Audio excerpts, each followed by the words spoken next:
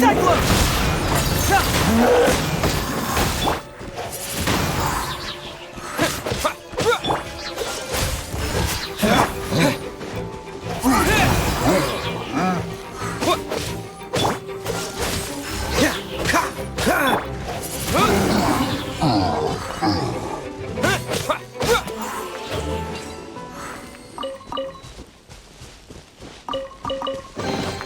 A reward on the road.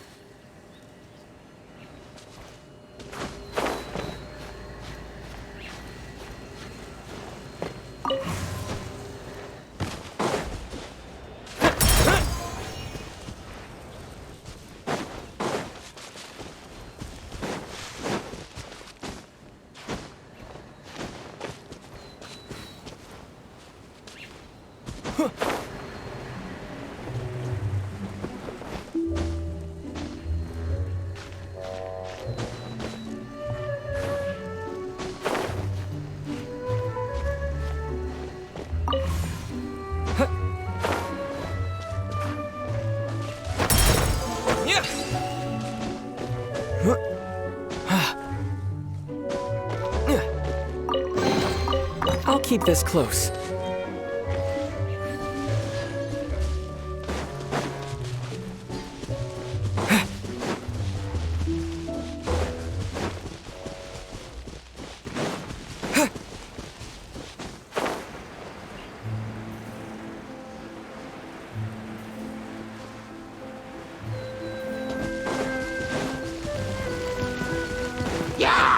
Windblade!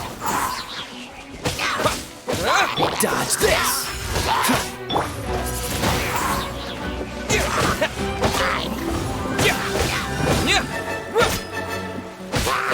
Freeze!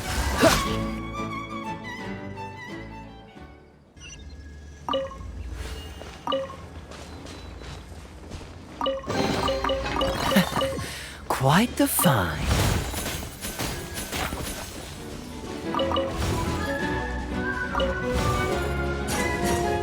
What's the coolant?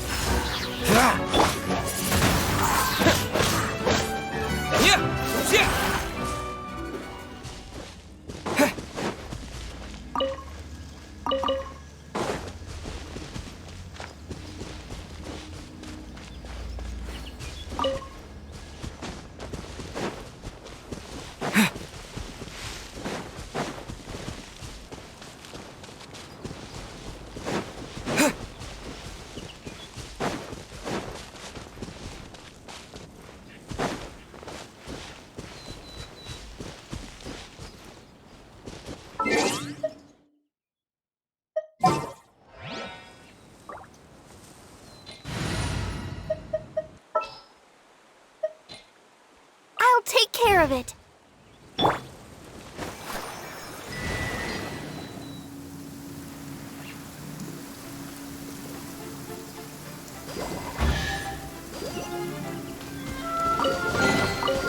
This is the kind of surprise I could sing about.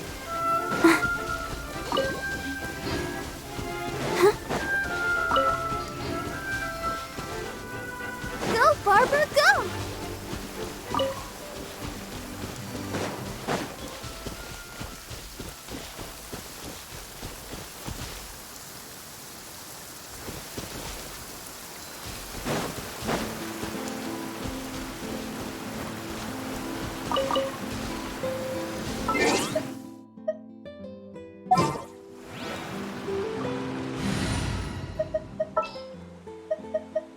I'll ensure your safety.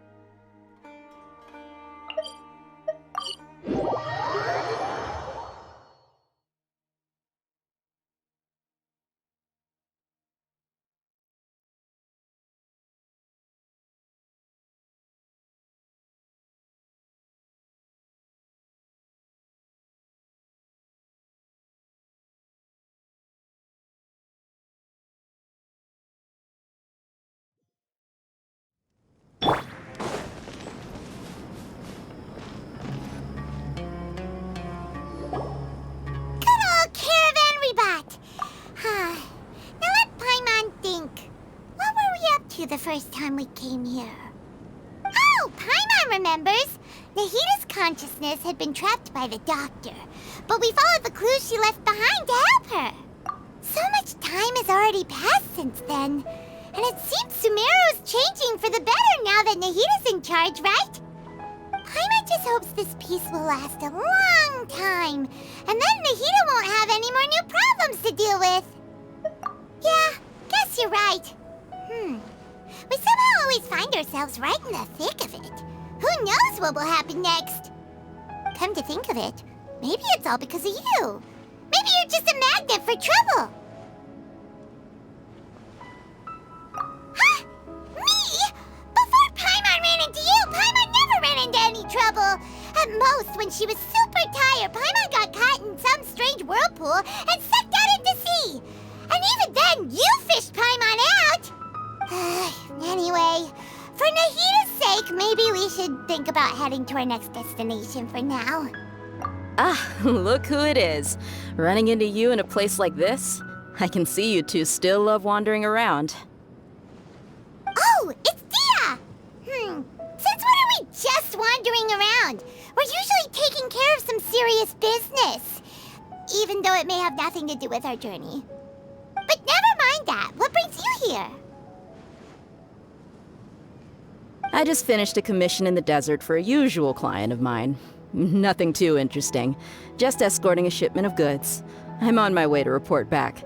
That's when I saw you two all the way over there, chatting away. What were you two talking about anyway? Huh? You serious? Can't say I saw that coming. But you are travelers after all. I guess you'd never stay for too long in one place. Bumping into you like this will become a rarity. I'm starting to feel sad just thinking about it. Hey, how about I gather a few mercs to escort you two? What do you say? Thanks, but no need. Oh, Paimon had no clue you'd miss us so much. But don't worry, we'll come back to see everyone when we get a chance. Sounds good. All you need to do to get to Fontaine is cross this stretch of desert and navigate some waterways. Knowing you two, I'm sure it won't be anything you can't handle. So, when are you leaving? Oh, wait a sec. Paimon just remembered there are still a few dishes in Sumeru that Paimon hasn't tried yet. Now, where's that list Paimon made?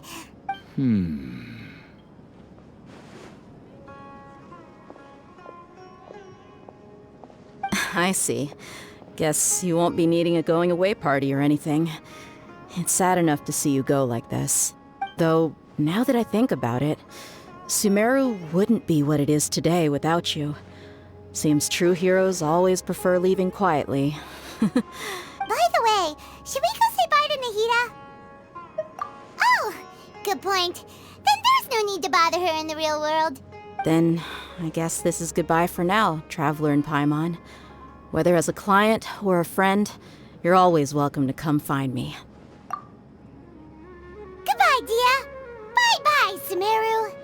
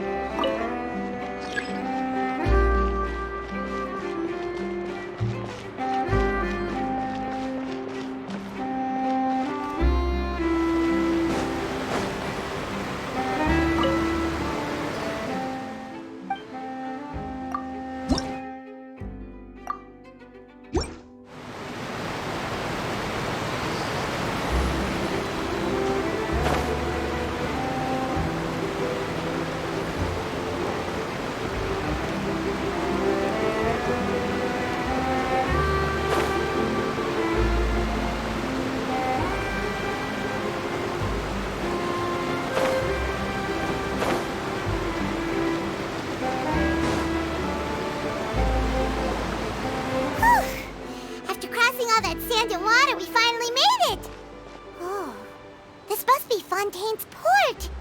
Wow, everything looks so advanced in Fontaine. Paimon's heard that the industry here is extremely developed, and there are all kinds of unusual machines. Just seeing the sights as a tourist is nice, but maybe it would be better if we found something to do. What do you think? Good idea! Nahida gave us loads of useful information. Seeking out the Seven is probably still our best source for information at this point. Yeah, the more we can learn, the better. So, what do you think the Hydro Archon's like? Will we get along? Nahida said that she has a very unique personality, whatever that means.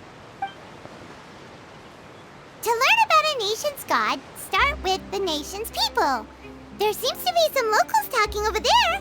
Let's go see if we can join the party.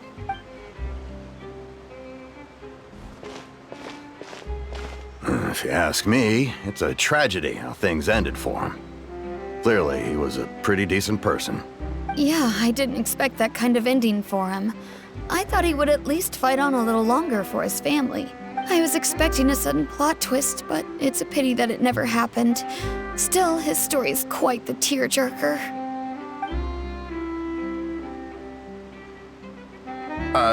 Excuse me. Can I help you too? I couldn't help but notice you standing here listening. Hi.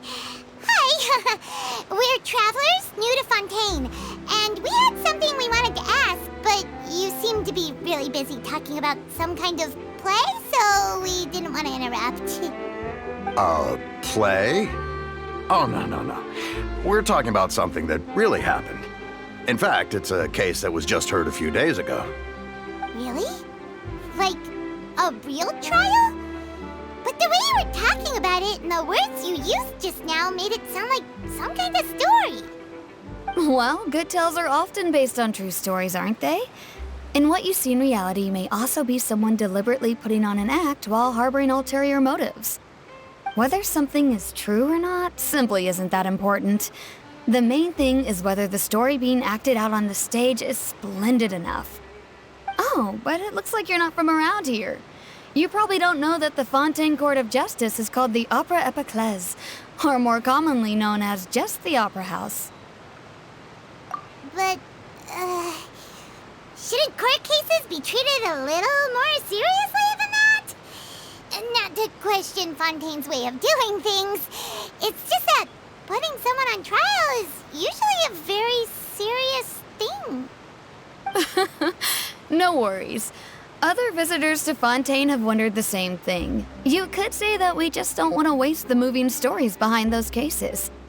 And as for your worries about whether the cases are treated with due reverence, we have the absolutely just and honorable Chief Justice Neuvillette, as well as the Oratrice Mécanique d'Analyse Cardinal, a machine created by the Archon. Between the machine and the Chief Justice, false charges and injustice are a thing of the past now. Oratrice? Is it some kind of machine, too? Oh, Paimon's curious. We should check it out if we get the chance. Wait, Paimon almost forgot to ask you our question. Do you know what we should do if we want to meet the Hydro Archon? Oh, that's easy. Just go to the Opera House. Lady Farina practically lives there. You could definitely say it's her biggest passion. I think what they mean is that they wish to speak with the Archon personally. In that case, I'm afraid it's going to be a tad more difficult. You'll have to make an appointment well in advance, and it'll depend on whether or not she has any time slots available. Huh. Is the Hydro Archon super busy taking care of official stuff? Wait, didn't you say that she's always at the Opera House? No. Lady Farina seldom takes an interest with the nation's affairs. The reason it's difficult to make an appointment is simply because she's incredibly popular. That's right. After all, she is the Archon. Though she may tend to get a little dramatic from time to time, people can't get enough of her. Huh. First time Paimon's ever heard of an Archon being described that way before. Wait! Paimon gets it now! The Hydro Archon is kinda like a big celebrity here, right? Yeah, I suppose you could say that. Perhaps you could even say our mascot. Hang on. This is still Fontaine's Archon you're talking about. You should show some more respect. Yes, you're right. I guess I should at least try to be a little more respectful in front of visitors. Otherwise, I might get arrested and find myself face to face with Monsieur Neuvillette. Come on. Sure, there's a lot of laws here, but nobody's going to be arrested for saying something disrespectful about the Hydro Archon. All right, I think we get it. Thank you! At least we now know that we can find the Hydro Archon at the Opera House. But who knows how long making an appointment will take? Guess we could have a look around the city in the meantime. Hey! What are you looking over there for? Huh. Maybe something's the matter. She isn't going to jump into the water, is she? Maybe we better go check on her.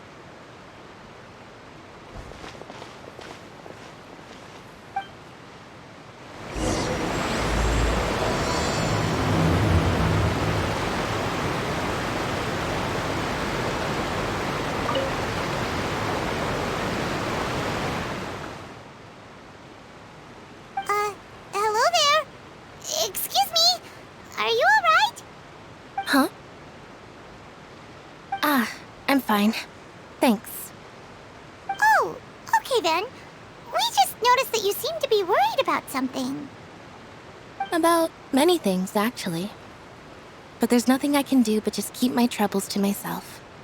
I was just reminiscing about a place my brother and I would play when we were kids. It was just atop that hill over there.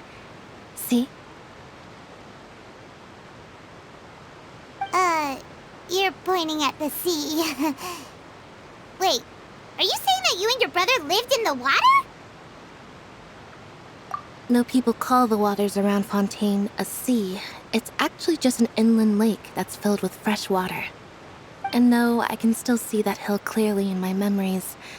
Now, it's been completely submerged. He would skip and jump, tossing sand in the wind. The sun shone brightly, and the air was filled with the scent of the sea. But now, the water is gradually swallowing our memories. It won't be long before it swallows us. Sorry. Paimon doesn't really get what you mean. I don't believe we've had the pleasure of meeting. Are you Lynette's new friends? Oh, and you are? Thanks for looking after my sister. She often comes here to reminisce about our childhood, that's all. There's no need for any concern. Allow me to introduce myself. I'm Linny, and this is my sister Lynette. If I had to guess, I'd say you must be travelers from abroad. Nice to meet you. Paimon is Paimon, and this is the Traveler. We just arrived in Fontaine. We were just talking with your sister. Even though we didn't really get what she was saying. I see. It's unusual for Lynette to be so willing to talk with anyone. In fact, she seldom speaks at all. I'm usually the only one she ever talks to. Oh, really? Then you two are just like us. Paimon's always the one talking for some reason.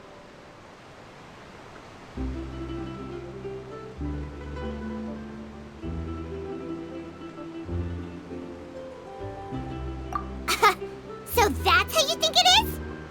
I also think my brother can be too talkative at times. Seems you were right, Paimon. We are quite similar. So, what did Lynette mean just now when she said that the water is engulfing your memories, and that it won't be long before it engulfs you too? Oh, that. It's from a prophecy that's been circulating in Fontaine for some time now. Well, I suppose prophecy isn't exactly the right word, because that implies a certain amount of uncertainty. There's no doubt about what's happening in Fontaine now.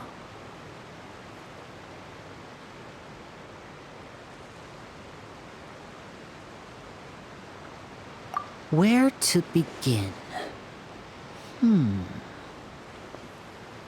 let's put that question on hold for a moment. We still haven't formally greeted each other yet, have we? Did all the introductions earlier not count? Hello, traveler.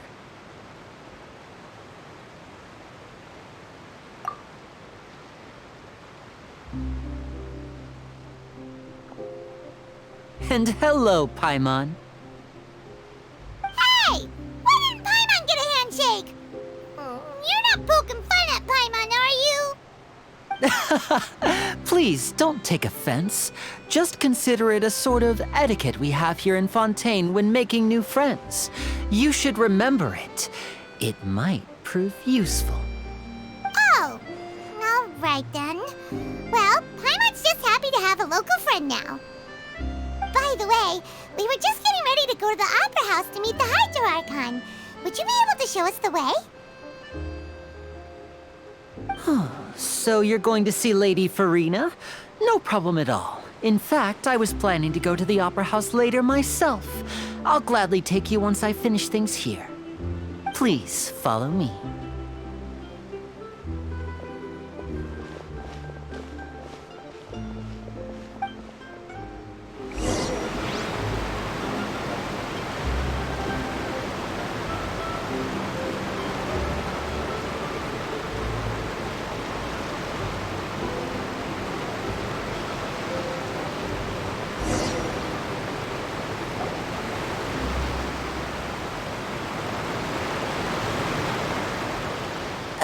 You said you were going to see Lady Farina?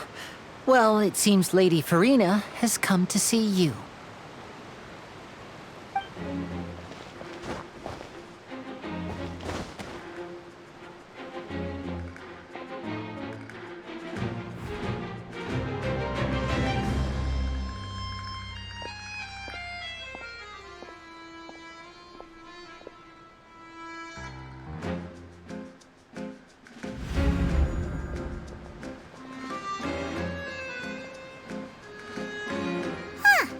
So, she's the Hydro Archon? But how did she know we were looking for her? My dear people, rich and poor, those with cup in hand and those with nothing at all, raise your glasses in celebration. If you don't have one, then just raise your hand in lieu.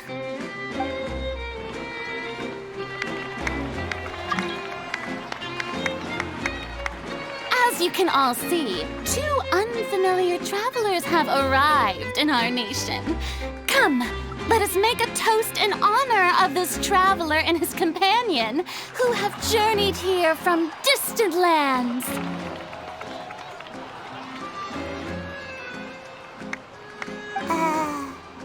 Is she talking about us?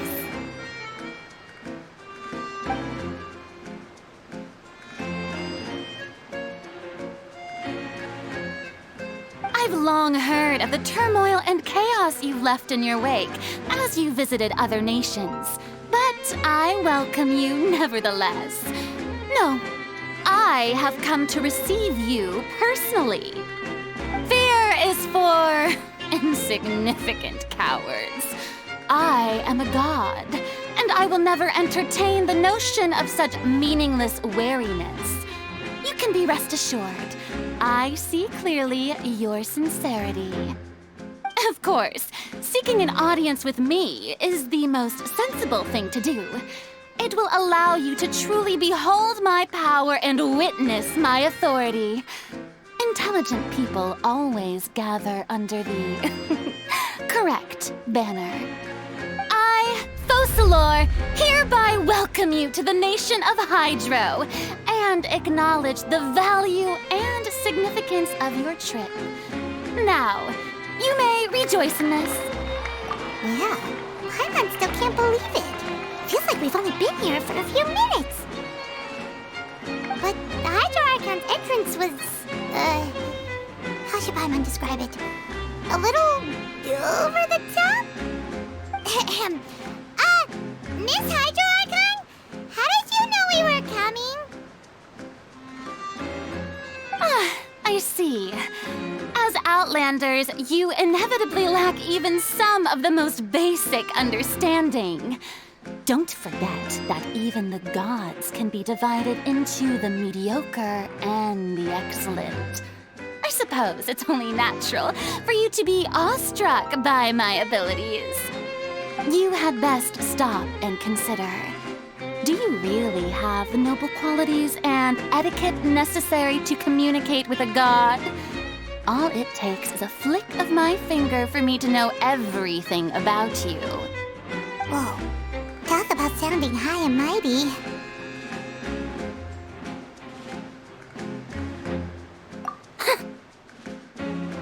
Oh? What's with these looks? Perhaps the welcoming ceremony still isn't enough? What else should I say then? Is she waiting for us to start talking? Wow, I didn't expect to see Lady Farina here. What a surprise! Wait, does this mean they're the legendary blonde traveler? How did I not notice before? Hey, what's all the commotion? Oh, is that Lady Farina? Is there some kind of drama going on? Of course. That's the blonde traveler. The one all those stories are about. Lady Farina came here to personally see him. Oh, I bet this is going to be the duel of the century. Ooh, I've got to see this. I knew Lady Farina would never disappoint.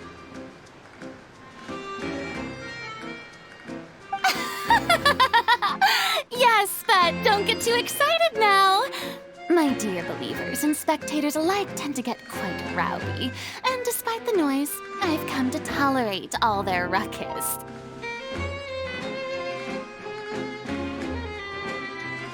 You may consider this my reward to all of you. I have determined that there will be an epic duel between myself and this traveler from another land, just as you were hoping to see. Now she wants to fight? Aren't we getting a little ahead of ourselves?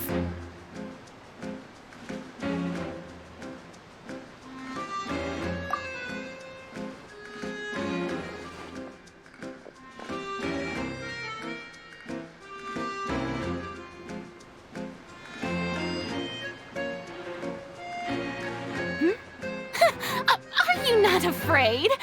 Might I remind you that this is a duel against the divine? What are you trying to do, traveler? Provoking a god in front of her people? Stand down, Clorand. I admire his bravery. Few have the courage to draw their sword against a god. He is obviously a true warrior. Unfortunately, people nowadays only crave to be thrilled, and a mere duel will not slake their thirst for excitement. Oh, yeah, she's right. Just a duel wouldn't be all that interesting. On Araneus, criminals are always requesting duels to defend their honor. You're getting a bit old, to tell the truth. You see. Then, as the god of justice, I shall face this traveler in another kind of duel. A duel in court! All right! Now that'll be worth seeing! Right. This is Fontaine, after all. Such a grand opera house, it would be a pity not to use it. Why do you care so much about the crowd's reactions? Seems you've spent a little too much time in the opera house. Besides, how exactly do you plan to have a duel in court? You mean you're going to put us on trial?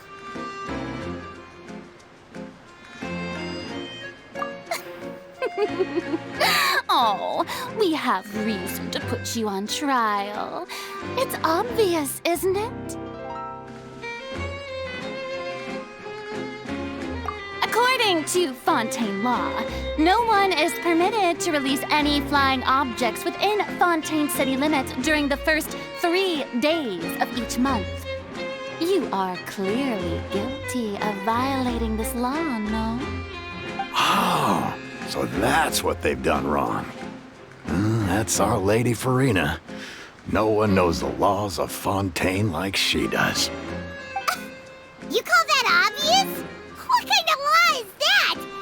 Wait, flying object? You mean Paimon?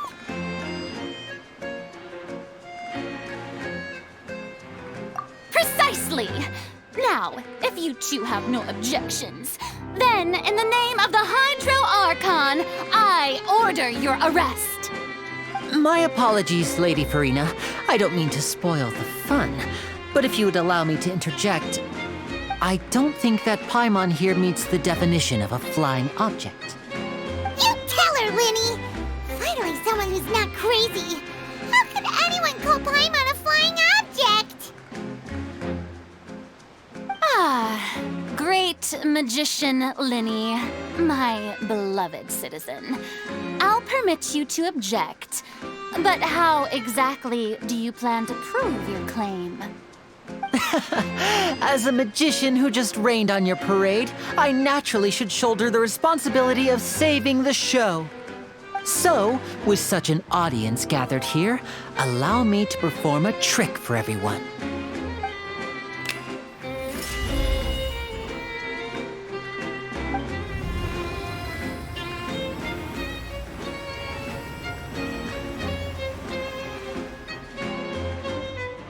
Ta-da! What's that on Paimon's back? Hey, when did Linny do that?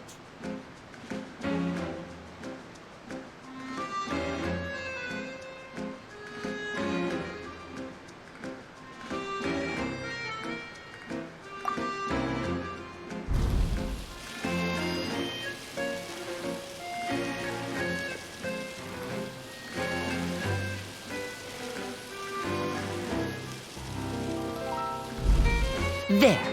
As you can all clearly see, Paimon should be classified as, well, something like a balloon. This rope has been in the Traveler's hand all along. It was just that no one could see it before. Huh? You call that magic? You've got to be joking. I thought it was pretty good. Nice one. Huh. I'm not sure what to think. It seems Lady Farina's charges no longer hold water.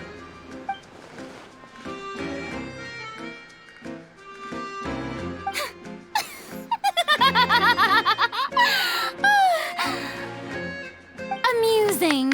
Very amusing, Linny. Just the sort of unexpected twist that I enjoy. With you here, today's performance can finally be called complete.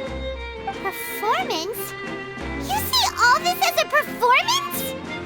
In which case, consider the matter of your trial resolved. The God of Justice will not bring charges against an innocent person. But when there are valid grounds, I will not only judge travelers from abroad, but even the gods of other lands. I look forward to seeing your upcoming performance at the Opera House, Mr. Linny and Miss Lynette. That's enough for now. Toodaloo!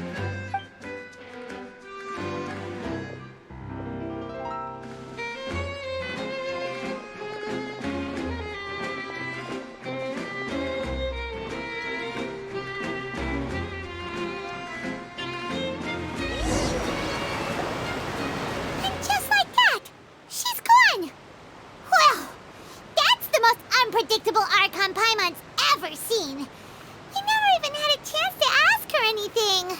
But that's a problem for future Paimon. That whole scene just now was really... Don't mention it. I just happened to remember that there was such a law, so I did a little preparation, just in case. I didn't think it would actually come in handy. So, now do you see what kind of god Lady Farina is? She can be a bit confusing at times, but she is still amenable to reason. Anyway, Paimon had no idea you were a magician, Linny. It sounded like you'll be performing at the Opera House, right? I just know a few simple tricks I use to make a living. Lynette is my assistant.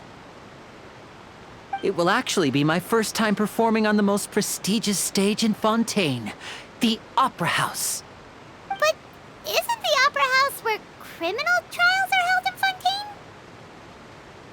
When there are no public trials being held, the Opera House hosts a variety of other performances. To the people of Fontaine, the line between a trial and a performance can be a little blurred. And speaking of performances, I would be remiss to forego this opportunity gifted by fate. Might I invite the two of you to see my performance? My brother's always excited to make new friends. Oh, sure. We don't really have anything to do now, and we wanted to go to the Opera House anyway. Splendid. In that case, why don't we go together? I'll show you the way. I just have something to take care of first. You really mean it? Then I'll take you up on your offer. This is a magical item known as a magic pocket. Perhaps you can help me distribute them to the people here. Huh? What are they going to use it for? About that...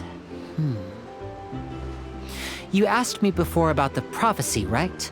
Let me start by telling you a little more about what it entails.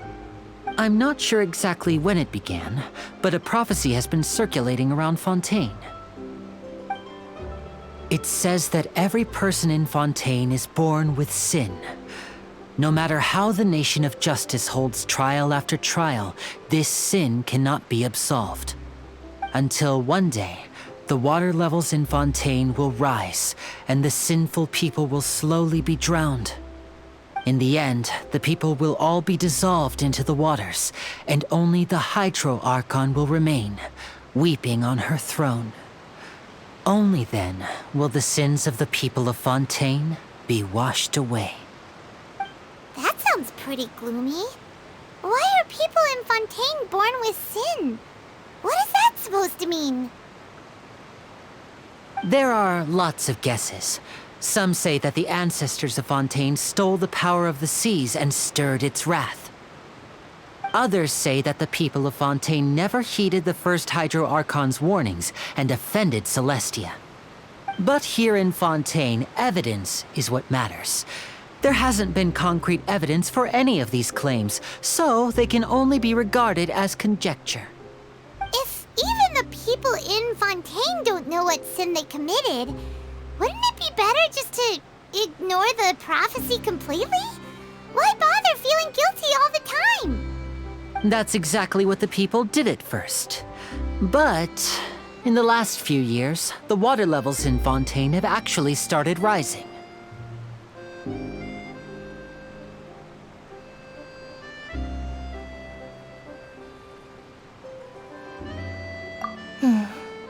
Many places have already been completely submerged, and now lie beneath the sea. Many people carry on with their lives as before and shrug it off as a natural phenomenon. But my family and I think that the people of Fontaine shouldn't ignore the possibility, which would end up sentencing them to death. We hope that at least the people who reside near the waterfront can move away before it's too late. So, we've started distributing magic pockets to them. As a magical item, these magic pockets have astonishing capacity. I'm sure they will come in handy when people are moving their belongings. Oh, Paimon gets it! It's like preparing for a rainy day! But this is more than a bit of rain.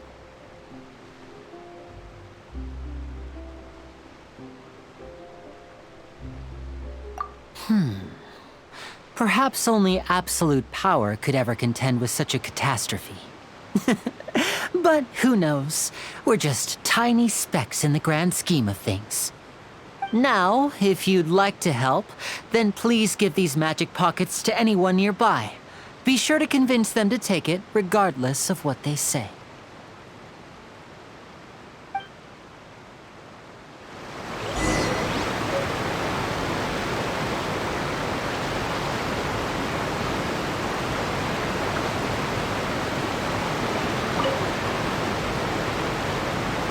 So you're the blonde traveler that everyone's been talking about. My apologies for not recognizing you earlier. Oh, a magic pocket? Seems you really thought of everything. I guess it's better to prepare for the worst and hope for the best. Thanks. Please, also thank the magician on my behalf when you get the chance.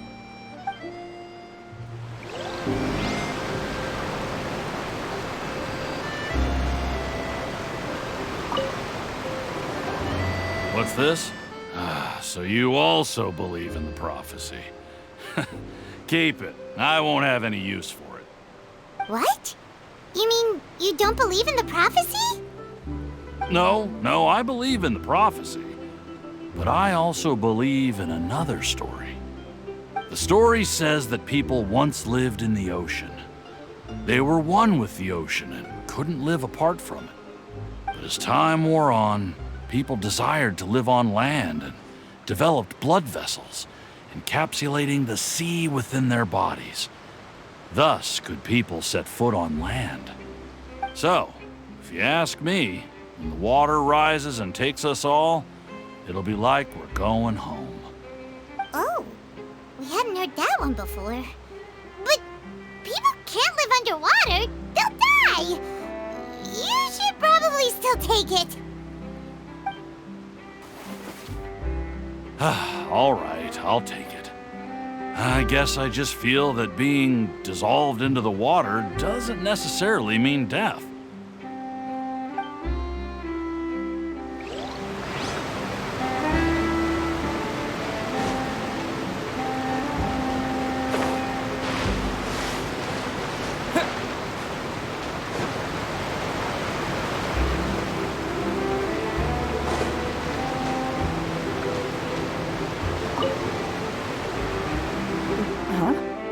I don't want that thing. Way I see it, if the prophecy's true, life is all about living in the moment. What use is there in worrying about the future all the time? We'll cross that bridge when we get to it. You should still take it. You never know when it'll come in handy. Oh, all right, fine. Thanks. It's just that if I start moving, that means I've already given up on the life I have now. I'd really rather not.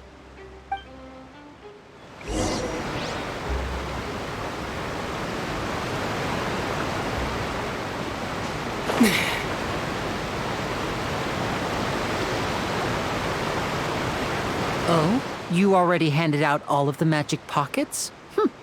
That was fast. So, what did people have to say?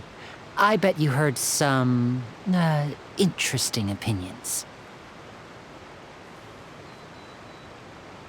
Yes, but that will change once disaster strikes. I know they'll change their minds, so it's only right to help them prepare. Is there anything else you need to do before we leave? Yes, one last thing. I have the magic pockets made by a workshop in the court of Fontaine. Since we're out and about, I was thinking about bringing him some more materials. So, you want to collect materials? Just tell us what the materials look like and we'll help. Many hands make light work. Oh, that would be much appreciated. We'll need some Romaritime flowers. I remember seeing them near the waterfront on the east side of the harbor.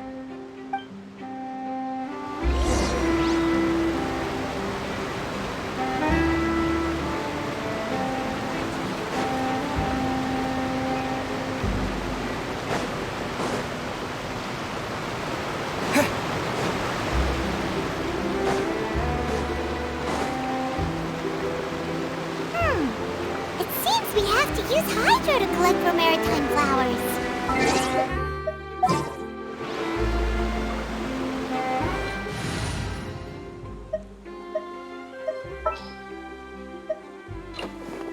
We can do this!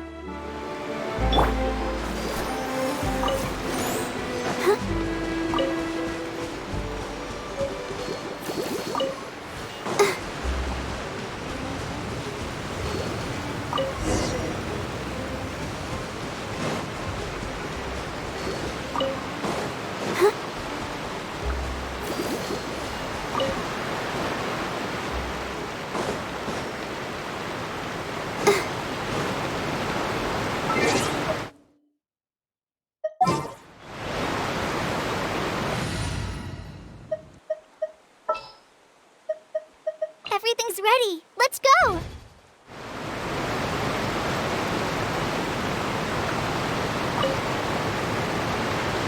You made quick work of that. I can tell you're an experienced traveler. I've also finished collecting a few here. Maybe next time you'll feel like helping too, Lynette. No way. I'm in power-saving mode today. Otherwise, I fear I may not have any energy left for the performance at the Opera House. Fine. Though the performance is still a long way off. Now that we're finished here, we should get ready to head back to the Court of Fontaine. So, we're going to the Court of Fontaine before we head to the Opera House? Good. Paimon wants a tour of Fontaine's largest city and try...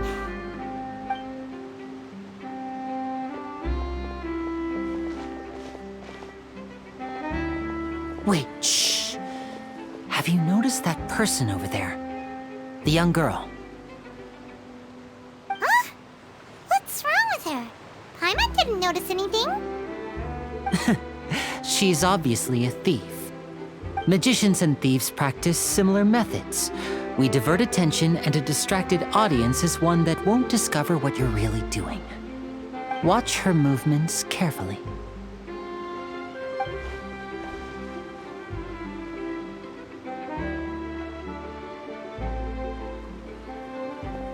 Oh, he's right!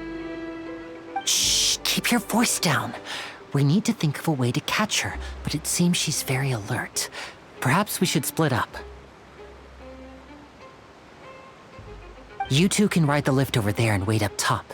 I bet that'll be her escape route if she tries to run.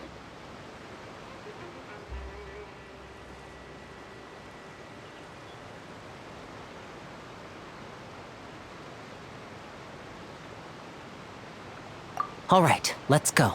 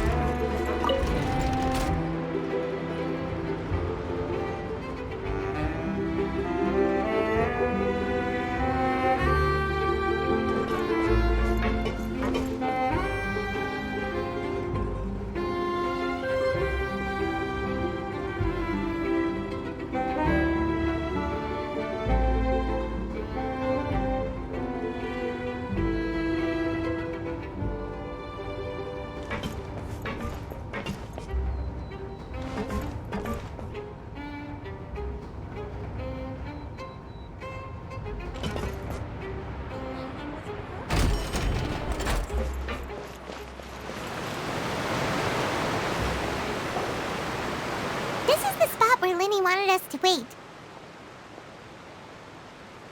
Oh, look! Isn't that her?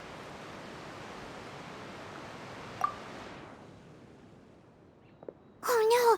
Did she notice us? She started running the other direction!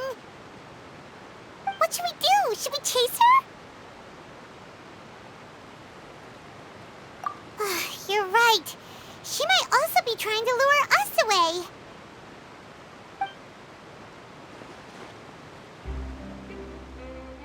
Nothing's happened for a while now. Paimon wonders if Linny caught the thief. Yeah, let's go.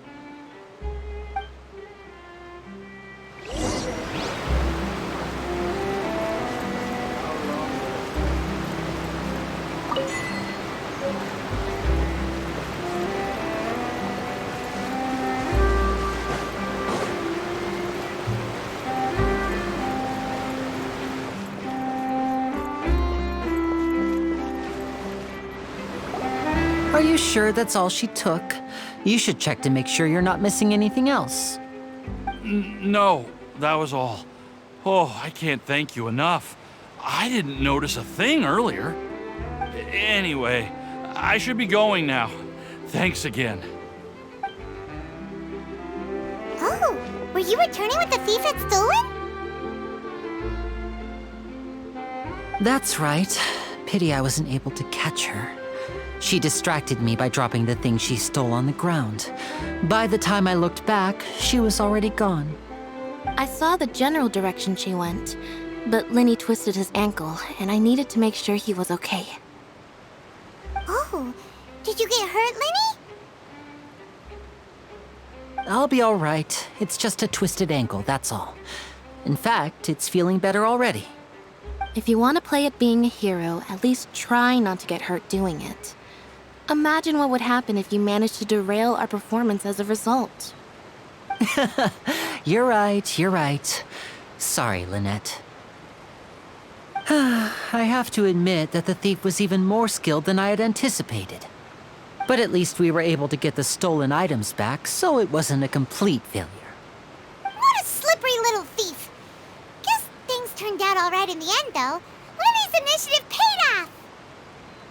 All right, let's put this little detour behind us. We should go to the Court of Fontaine now.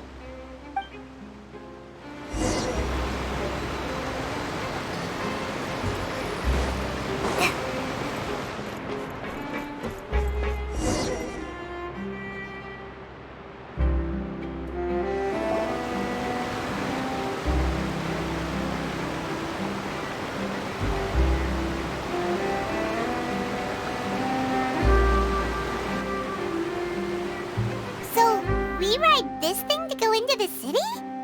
What an ingenious way to get around! People in Fontaine really know how to use water! This is an aquabus. It allows people to travel between several key locations around Fontaine. It's pretty convenient, but the ride can become a little dull after a while. The scenery is always the same. That's why it's better to travel with friends. So you mean it's still boring even when I'm riding with you? No, that's not what I meant. It's just that, well, you don't really talk that much. Besides, it doesn't really feel like a real trip when it's just the two of us. It's the same as being at home. Whatever. Guess that's what it's like to be an older brother. It's about time for us to leave. Let's get on board.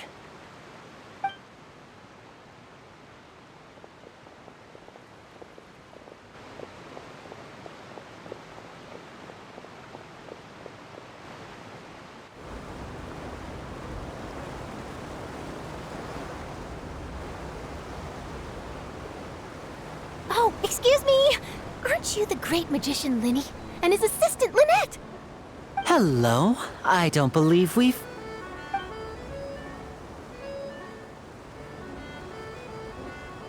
I'm Charlotte, a reporter for the Steambird. Nice to meet you. From the Steambird, huh? We've often relied on your paper to promote our performances. It's an honor to meet you. Wait, could that be the legendary traveler who's been making headline after headline in their journey across Tibet?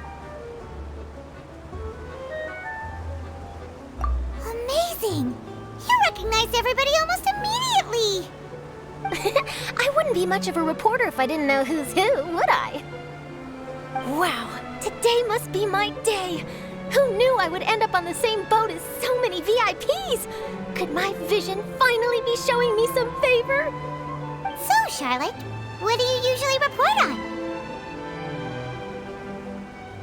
Well, when there isn't any breaking news, I mainly cover the trials at the Opera House. You can still manage to keep readers' attention as long as you tell things from a clever enough angle, even if it's the same old topics. For example, reporting on how a scammer once deceived vulnerable girls into relationships, or how a financial criminal was once so poor that they ate a single piece of bread for 5 days. That's fine and all, but what I'm really after is exclusive, sensational news pieces that could shake the country. These smaller stories are a waste of my talents. Oh, I just remembered. I've been following a case lately. Well, a series of cases, actually. You mean the serial disappearances of young women case? That's right! These stories are the talk of the town right now, and it's probably the most mysterious case we've ever seen. If I'm the first with a draft ready to publish when the case is finally cracked, and it's the headline story in the Steambird, oh, when that happens, I bet all the other reporters will shed tears of envy. I've already gathered all kinds of materials, and I just can't wait for the truth to be revealed. So, what is the serial disappearances of young women case? You mean the culprit hasn't been found? That's right. The first missing girl case happened almost 20 years ago. And ever since, after a period of time, another girl disappears. What the cases have in common is that the girls are all of a similar age, and that they've all vanished without a trace. But the scariest part is that to this day, none of the girls have ever been found. Many suspects have been arrested over the years in connection with this case, but shortly after each arrest, another disappearance would always happen. Yes, it's possible. But either way, I believe that every case has some precise truth behind it, waiting to be exposed. Yes, I agree. And at the very least, the family of those missing girls deserves some sort of explanation. I just imagined for a second what I would do if Lynette were to suddenly disappear. I'd pay any price to get her back, and then find a way to track down the culprit. Please don't imagine that, Lenny.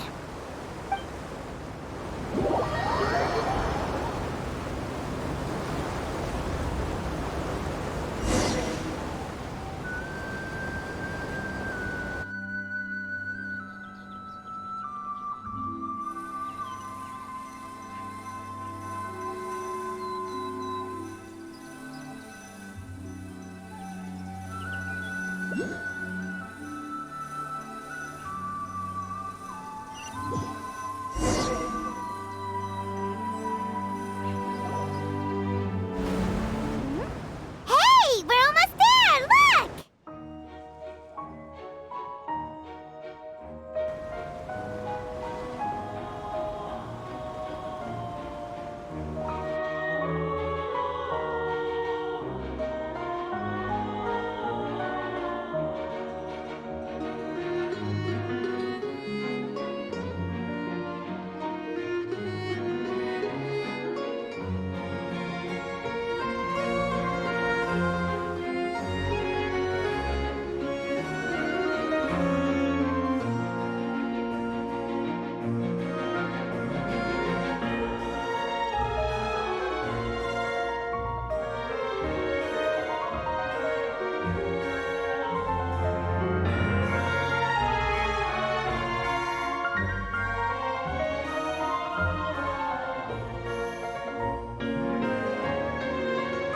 Well, I really enjoyed chatting with you. Life should be full of pleasant little surprises like this. Yeah, us as well. The ride went by too quickly. I have an interview to get to. I should get going before I'm late. Okay, Hyman hopes we can chat again soon, Charlotte. See ya! Bye now. Oh, be sure to stop by and see me at the Steambird when you have time. What a tough job. Always running around and interviewing everyone. Well, where should we go now? If you don't mind, how about we stop by my home first? Besides, I still have all the materials we collected. Sure, we wouldn't mind at all. This city is so huge, Paimon wouldn't know where to start anyway.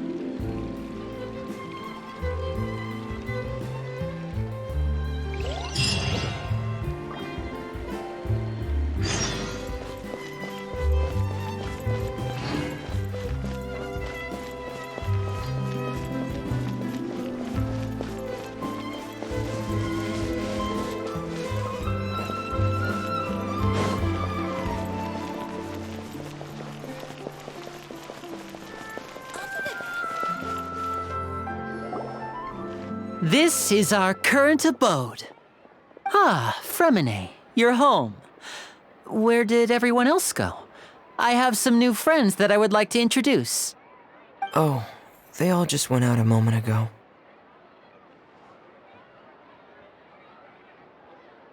I see.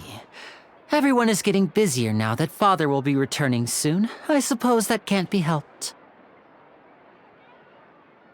Allow me to introduce you to my little brother, Fremine. He is a phenomenal diver. Hello. Nice to meet you! Paimon is Paimon, and this is the Traveler! Oh, you sound very proud to have a diver as a brother, Linny.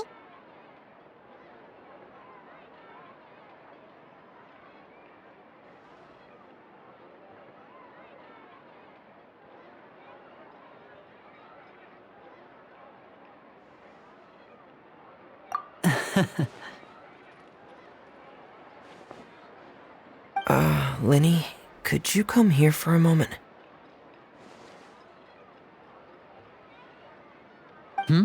What is it, Fremine? Do you have something to tell me?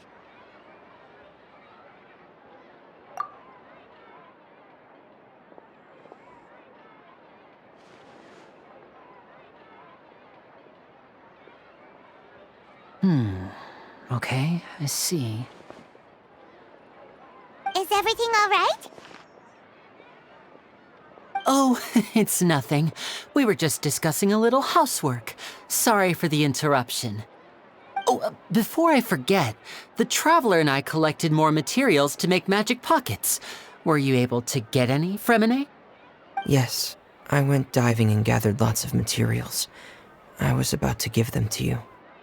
That's our Fremine, always quick with the underwater work. All right, I'll take these to the workshop.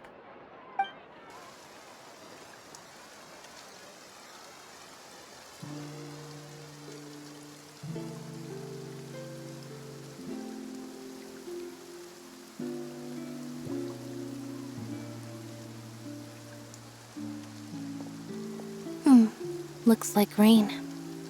Oh, you're right. But wasn't it clear and sunny just a moment ago? Fontaine's weather sure is weird. I'm afraid that's just how it is here. It often rains on days where there are trials being held in the Opera House, but don't worry, it'll clear up soon enough. What's wrong, Fremine? There's a legend about the rain that I tend to believe. It's said that a dragon of water once resided in Fontaine.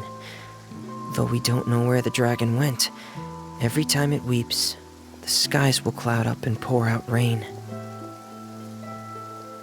When I was a child, my mother told me that if I wanted to go outside and play, I should yell toward the sky at the top of my lungs. Hydro Dragon! Hydro Dragon! Don't cry! If it's an elemental dragon, then having the power to make it rain wouldn't be very unusual. Let Paimon try something. Hydro Dragon, don't cry!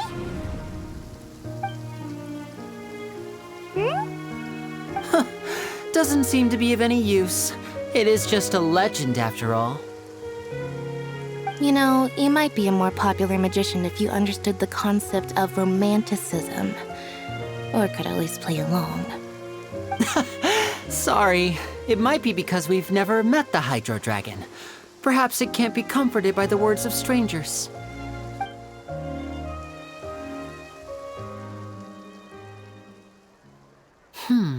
It rained for longer than I suspected. Oh, it's already getting late. Was there something you needed to do, Linny? Yeah, some preparations for the show at the Opera House. I need to find a way to catch the last aqua bus of the day. On the day of the performance, just ride the aqua bus to the island of Aeneas. I'll have Lynette meet you at the fountain in front of the Opera House. Oh, are you leaving now? What is it, Fremine? I'm in a hurry. Oh, I get it. You feel nervous delivering the materials for the magic pockets, is that it? Perhaps we could trouble the Traveler to help us take these materials to the Beaumont workshop and deliver them to the owner there? I'm afraid that Fremine can be quite introverted, and the boss there tends to be pretty talkative. Fremine has always been a little afraid of her. No trouble at all! Don't worry, we're on the case! Sorry for the inconvenience. I'm quite useless when it comes to such tasks. I'll think of a way to make it up to you. Oh, no need! This will be a walk in the park for us!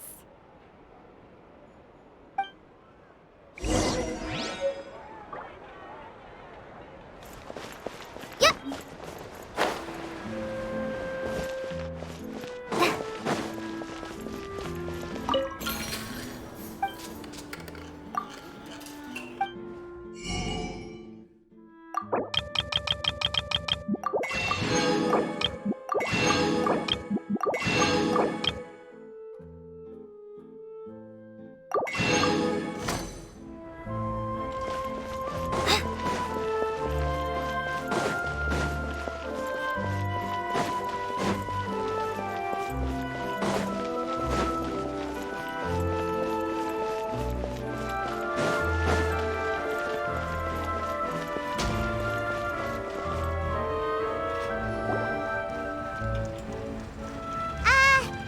Hello? Is there anyone here? Oh, hello there. New customers? Looking to buy, or do you need something made?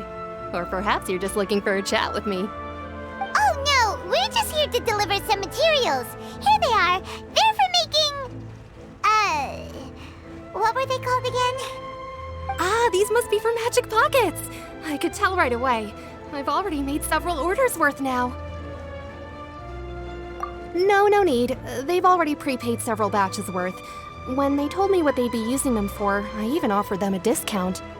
But they insisted on paying the full amount, saying that I had a business to run. It seems both their hearts and their pockets are made of gold. Whoa. So, is Linne actually loaded? I can't say for sure, but who knows? Maybe there's good money to be made being a magician in Fontaine. Hey! Is this machine what you use to make stuff here? It looks really advanced. Why use your hands when a machine can do the work? It would be a waste not to use the latest technology, and wasting is a kind of crime. But where does a big machine like that get its power from? Well, it's a little complicated. I'm not sure I can put it in layman's terms for you. But basically, everything we usually use here in the city is powered by indemnitium. It's a type of energy that's produced from trials. Huh? How can trials produce energy? Well, I'm not completely sure of all the details myself, but basically, when a trial is in session, the Oratrice Mécanique d'Analyse Cardinale harvests people's belief in justice and converts it into energy to be used all around Fontaine. So that's what its other function is? Paimon heard that the Oratrice was created by the Archon to make judgments. But Paimon still doesn't get it. How could something unreliable like people's beliefs be turned into a stable power source for these machines? Oh, yeah! So that means the Hydro Archon relies on the machine to take the energy created by belief and turn it into power for all of Fontaine, right? Even though I've never heard anyone really put it that way before, it sounds like it makes sense. Besides indemnitium, we have another type of energy called pneumosia. It isn't produced by the power of the Archon, but it is unstable by nature. Even now, it still cannot be widely used by civilians. I thought I'd find you hard at work, but here you are chatting the day away. Since you're already talking, I'm sure you wouldn't mind a few words with me. You again? Didn't I already promise you that I'd have the more I owe to Confrérie of Cabriere by next month? Why are you hounding me now? Yeah, but how do we know that you won't go running off by the end of this month? I want 50% today. Wait, no, 70%. Huh? You... Seems business isn't so great for the workshop. We've already finished our job and delivered the materials. Maybe now's a good time to leave? Hey, hold on. Before you go around trying to collect payments, why don't you settle your own debts first? If Confrérie of Cabriere wants to poach clients from Northland Bank, that's fine. But I'm afraid you still owe the bank a hefty sum of mora. So why don't we work things out between us first, before you get back to your little conversation here? You're from Northland Bank. But we said we'll pay everything we owe next month. Why are you hounding me now? Traveler, Paimon! I didn't think I'd run into you here in Fontaine. What are the chances? We're surprised to see you too! What are you doing here in Fontaine? You didn't want to stay in Snezhnaya? Long story short, I've already been in Fontaine for some time now, and honestly, things have been pretty boring. But it seems that fate brought our paths together today. Not only will I have some good friends here now, but ones who always seem to find trouble. Either way you look at it, it seems things are going to get a lot more interesting now. Pretty sure we'd want to avoid anything that you'd find interesting. Besides, our trip here has gone pretty well so far. Right, Traveler? Hey, you, Northland Bank boy. Aren't you forgetting something? Don't interrupt. It's not often I run into the Traveler like this. Why don't you wait for me over there for a while? You kidding? Aren't you the one looking for us? You really expect us to sit and twiddle our thumbs while you catch up with your friends? Listen to me, boy. If you want your mora, fine. Why don't you come and take it? Hey, I just said not to interrupt. Oh, by the way, Traveler, the last time I took Tonya and Tusser ice fishing, Tusser said, "Hey, that's way over the line! All right, boys, let's see who has to pay up now!" Can you at least let me finish one sentence? Fine. Though the bank told me not to get rough with our clients, you're the ones who started it. This is an act of self-defense. You two will have to be my witnesses, okay? I'm sure this won't take long.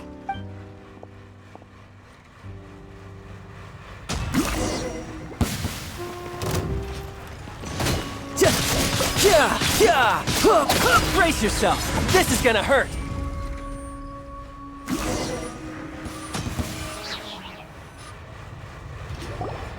Oh, what's your deal, Brad?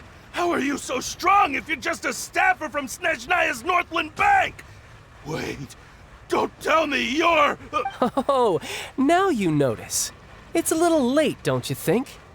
Just make sure you understand that you don't mess with Northland Bank. Got it?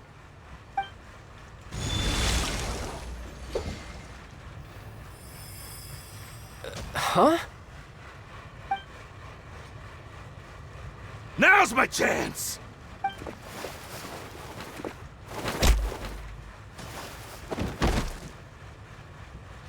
Huh. That was weird.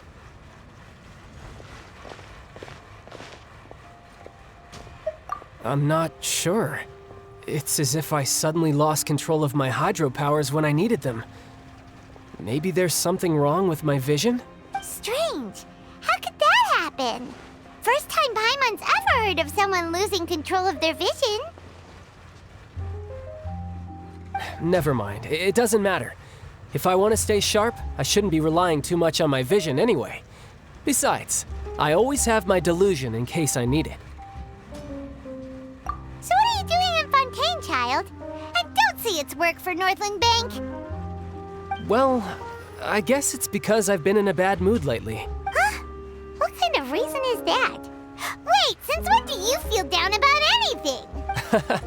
I don't know. Maybe I still have a lot to learn about myself. But recently, there seems to be some sort of restless power stirring inside of me. And I don't know why, but every now and then I feel like I'm in a terrible mood.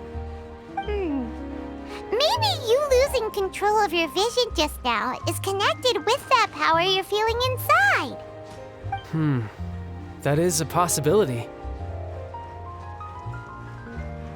I can't remember if I ever mentioned it before, but when I was 14, I fell into some unknown abyss. It was during that time I learned nearly all of my abilities. The one who took me under her wing and taught me was named Skirk. She was always quiet and very mysterious. Nobody knew where she came from or what she had been through, and she was always very strict when teaching me combat techniques. One time, I asked her why she was willing to take me on as an apprentice. From what I could make of her answer, it was because I had awakened it, and traces of it remained on me. She said that all my combat training would be useful in the future. But what is it? What did you awaken? She never explained that, but my guess is that it's related to a dream I saw when I had just fallen into that abyss. In my dream, I was in the deepest depths of the sea, and the boundless seabed was all around me.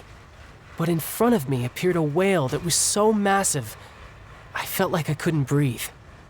A whale? Oh, that sounds familiar! When we fought against you before, you summoned a huge whale that seemed to leap at us. Is that the one? That's just an abstract form of a whale that I create using my elemental powers. It takes that shape because the scene I dreamt of the whale has always been stuck in my mind. I'll never forget it. So you used the whale as inspiration for one of your moves? Huh. Seems a little twisted to Paimon. So why don't you just go ask your master? Maybe she knows the answer. You make it sound so easy. Ever since the incident I experienced there, I've never stopped searching for Master Skirk and that unknown abyss. But it's been years now, and I've still found nothing. There isn't even a trace of the place where I remember falling into the abyss. Oh, it sounds like some kind of ghost story. Yeah, I'm out of leads at this point, but there's nothing more I can do. It seems that strange encounters in this world tend to be elusive like that. Oh, seems the time really flies when I'm talking with you. I just remembered I have somewhere else I need to be, so I should get going. What? More work for the Northland Bank? No, it's more of a personal appointment. Lately, I've been sparring with some of Fontaine's official champion duelists whenever I'm feeling bored. Official champion duelists? You mean it's their job to duel?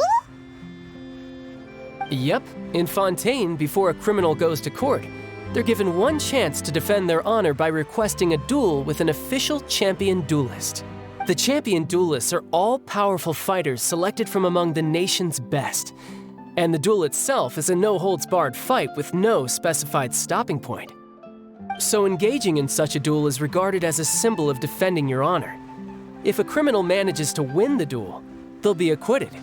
But if they lose, they'll have no choice but to stand trial. And the worst-case scenario is that you're simply killed in the duel. Though it's rumored that Fontaine has a death penalty, from what I can tell, no one has ever been officially sentenced to death. So really, the only people who opt to duel are those who have suffered a grave injustice in being accused, or those who greatly value their honor. Otherwise, why gamble with your life? So, do many people actually get out of their trials by winning the duel? Apparently, it's exceedingly rare for anyone to actually win. Fontaine probably enacted this system as a way to show that the nation respects the honor of its citizens. Besides, none of the champion duelists are to be trifled with, which is exactly why I was itching to face them as soon as I got to Fontaine. Apparently, the one I'm meeting today, Clorinde, is the strongest of the champion duelists. I had been asking her for some time before she finally agreed to face me today. Well, that's child for ya. Paimon feels like we heard that name somewhere before. Clorinde. Huh. Oh, before I forget, I want you to have this. Huh? Your vision? You're seriously just giving it away? I'm just worried that it could become uncontrollable again. I'd be pretty upset if it got in the way of my duel, so I think I'll be better off without it for now. Besides, I just need you to hold on to it for a short while. I'll come retrieve it when I have some time later. Paimon knows what you're up to. You just want an excuse to come talk to us again, don't you? Whatever gave you that idea? I'll be in touch later.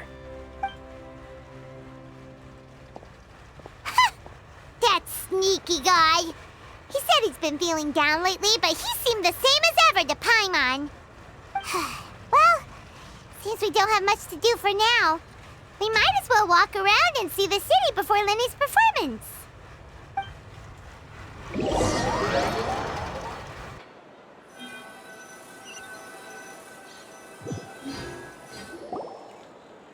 Wow! Who could have seen that coming? The reporter who was barely around for most of the story was the murderer all along! Sorry. Paimon was just surprised, that's all. Whew. Paimon never saw that twist coming. The murder mystery novels, the whodunits here in Fontaine are a lot different than the light novels you see from Yai Publishing House. Both have their merits, but Paimon thinks this style of novels are more, well, novel. It's so exciting to reach the moment when the mystery is uncovered, especially in the one Paimon was just reading. You should buy a copy and read it too. Oh, sorry about that. Paimon will be more careful next time. Hey, shouldn't we be heading to the Opera House to see Lenny's performance soon? It's almost time for the show to start, so we should get going. Lenny said that the Opera House is on Aranias, so let's go ride the Aquabus.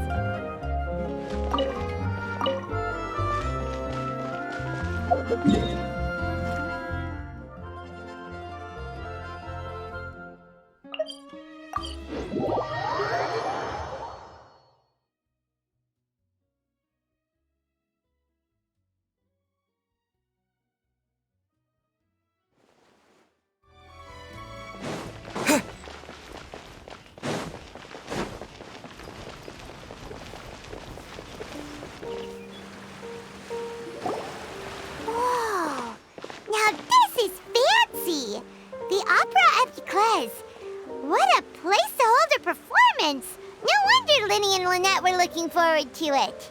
Huh. Looks like there's a lot of people standing around the fountain up ahead. Oh, Archon, please bless us with a bright and healthy child. We pray.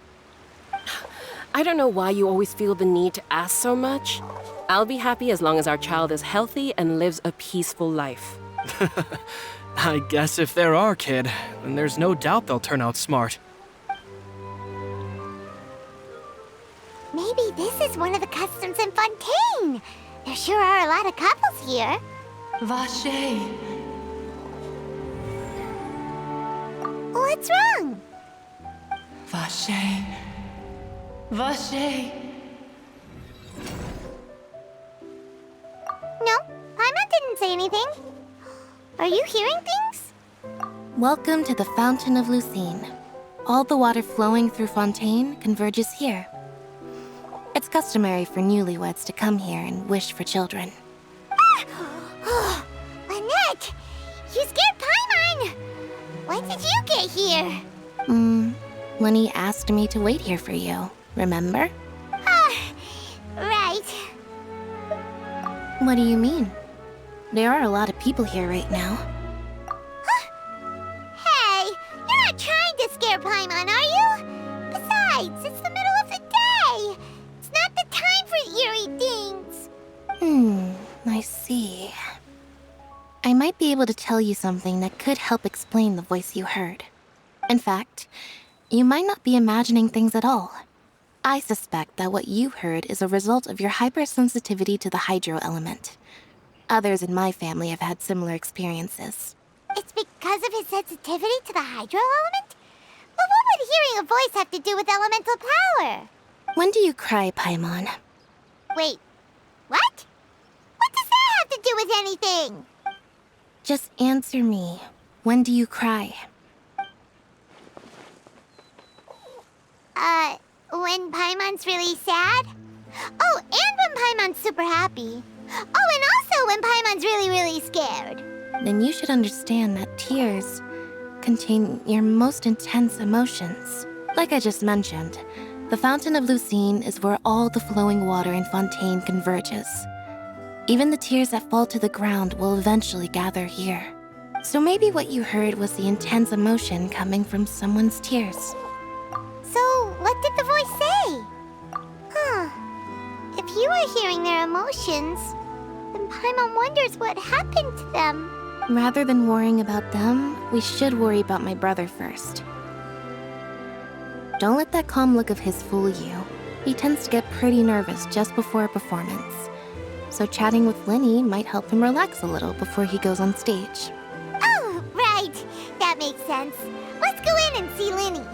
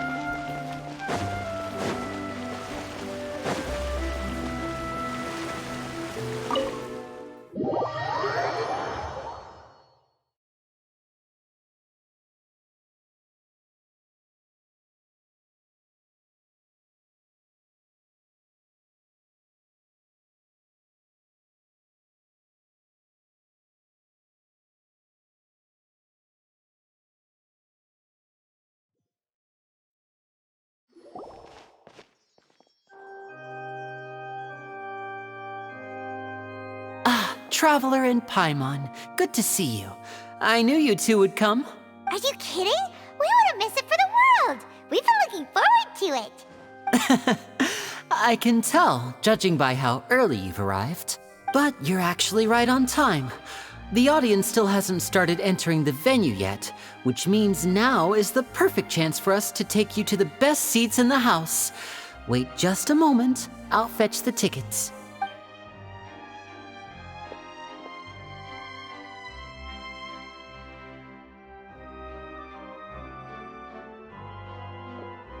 The Opera House has assigned seating, so you always have to make reservations.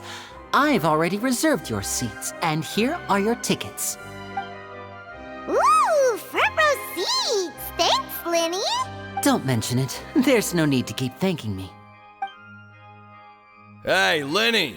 Could you come over here and take a look at this? Oh, I'll be right there. Seems there's an issue with the stage props over there. That's Cal, my assistant, calling me. I'll go lend him a hand. Yeah, we'll just go to our seats. You go ahead, Linny.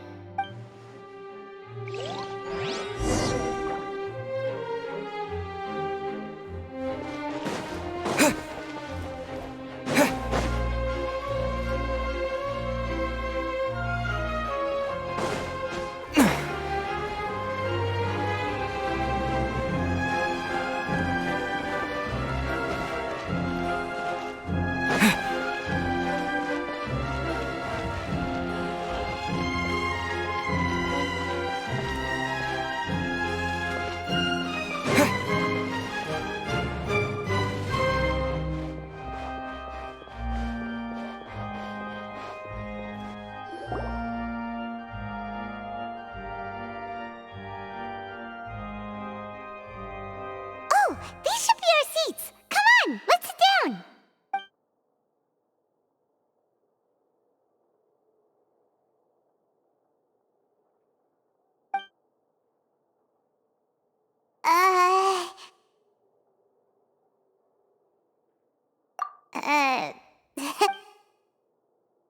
Hey, Traveler.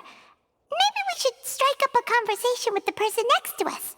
Since we're sitting together and the rest of the place is practically empty still, it's kinda awkward if we don't say anything. Oh, you little... Of course you put this on Paimon. Excuse me, I did not realize you felt awkward. I am terribly sorry. I would be perfectly happy to chat with you if that is what you would like. Oh, so you heard all of that, did ya? Boy, you sure have good ears. Paimon thought she was keeping her voice down.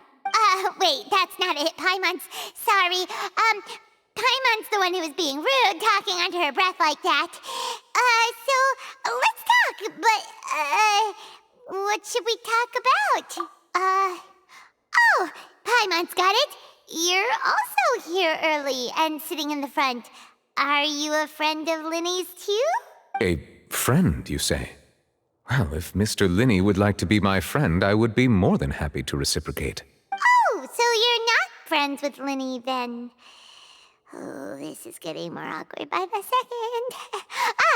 Paimon nearly forgot to make her introduction. Nice to meet you. Paimon is Paimon, and this is the Traveler. We just arrived in Fontaine. It is an honor to meet you two. I have heard of your deeds across Tevat, and as required by proper etiquette, I will also introduce myself. Oh, Monsieur Nervillet. What an honor it is to have you here to see my show. Ah, Mr. Linney. I should say it is in fact an honor for me to see your performance in person. Wait, Nervillet? Could he be... I saw you all chatting just now, but it seems you still don't know who Monsieur Nervillet is. Allow me to introduce you to Fontaine's Chief Justice. That seat is always reserved for him. It wouldn't be too much to say that he's the symbol of justice and honesty here in Fontaine. Whoa! Sorry for being so rude just now. Paimon had no idea you were such an important person. No offense taken. Being Chief Justice is merely what I do for work. Nearly every person has their usual reserved seat, so I'm not so special, really. And by the way, I should probably let you know, even though I would prefer not to, there's someone sitting up there in the VIP seats that has been striking a pose for quite a while now. I believe she is trying to give you a most elegant and impressive first impression. So I think you should take notice of her sooner rather than later. Otherwise, she may become flustered. Huh? Oh, it's Farina, the Hydro Archon. Huh. She sure has a smug and satisfied look on her face. Guess she has no idea that you saw right through her act. Very good. That is for the best. No need to pay her any more attention. We may now enjoy the show. Huh? So is this what things are like between the Chief Justice and the Hydro Archon? All right, please wait just a moment longer. I've pretty much finished my preparations, and the performance will start as soon as the audience has made their way to their seats. Yay! The show's finally about to start! Paimon can hardly wait! Paimon's never seen a real live magic show before!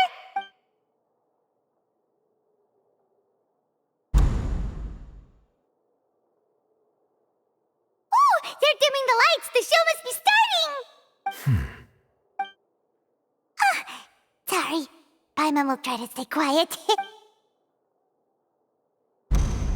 Welcome, one and all, to the Opera Epiclese. I am the star of today's show, Linny.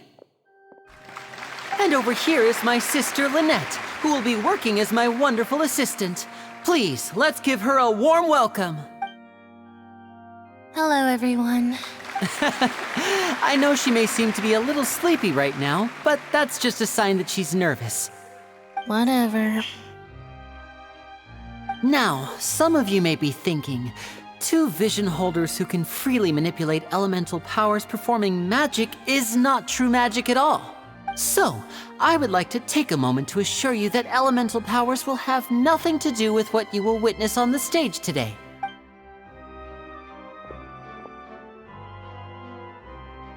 Both Lynette and myself have removed our visions for the show. That way, even the gods won't be able to help us. Oh, good point.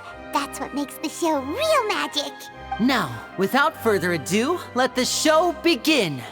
Lynette will now exit the stage to make some preparations. I know you might miss her, but don't worry. She'll be coming right back on stage momentarily. Perhaps in an unexpected way. I'm sure she'll be stealing the spotlight soon enough. Oh, and before I forget, there's one more thing I should say. You never know what can happen in the blink of an eye. A magician's greatest skill is making things disappear or appear. The possibilities are endless.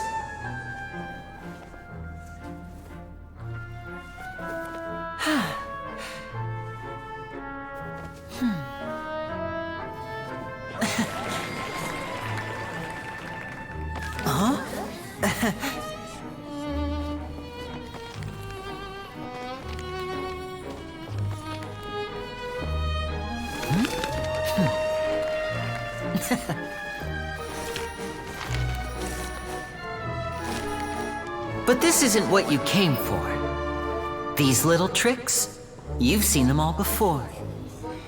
So it's time for something truly extraordinary, don't you think? This one's a little tricky.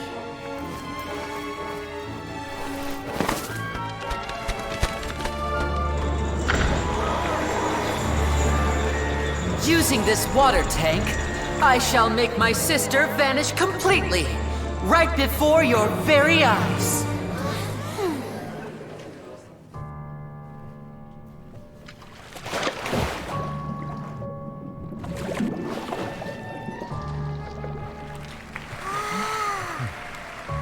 It's actually quite simple. She'll just turn into air bubbles and float right out of the top.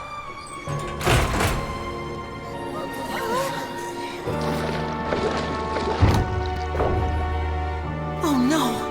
I told them to check all the props carefully. With the lid on, even air can't escape. An amateur magician would be getting very nervous right around now. Luckily, it's me on stage, so let me show you what a true virtuoso can do.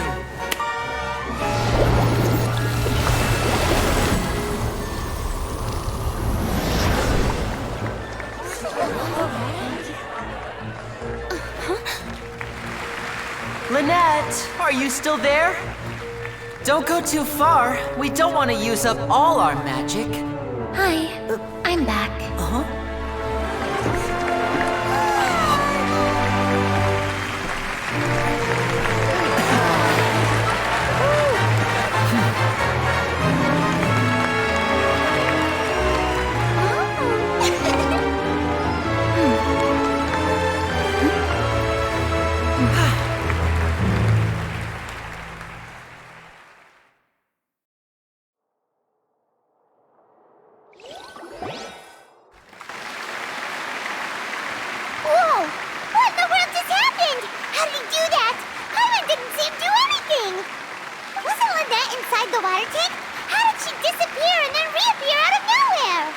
If we could see easily through his tricks, then that would mean that his skills are still lacking.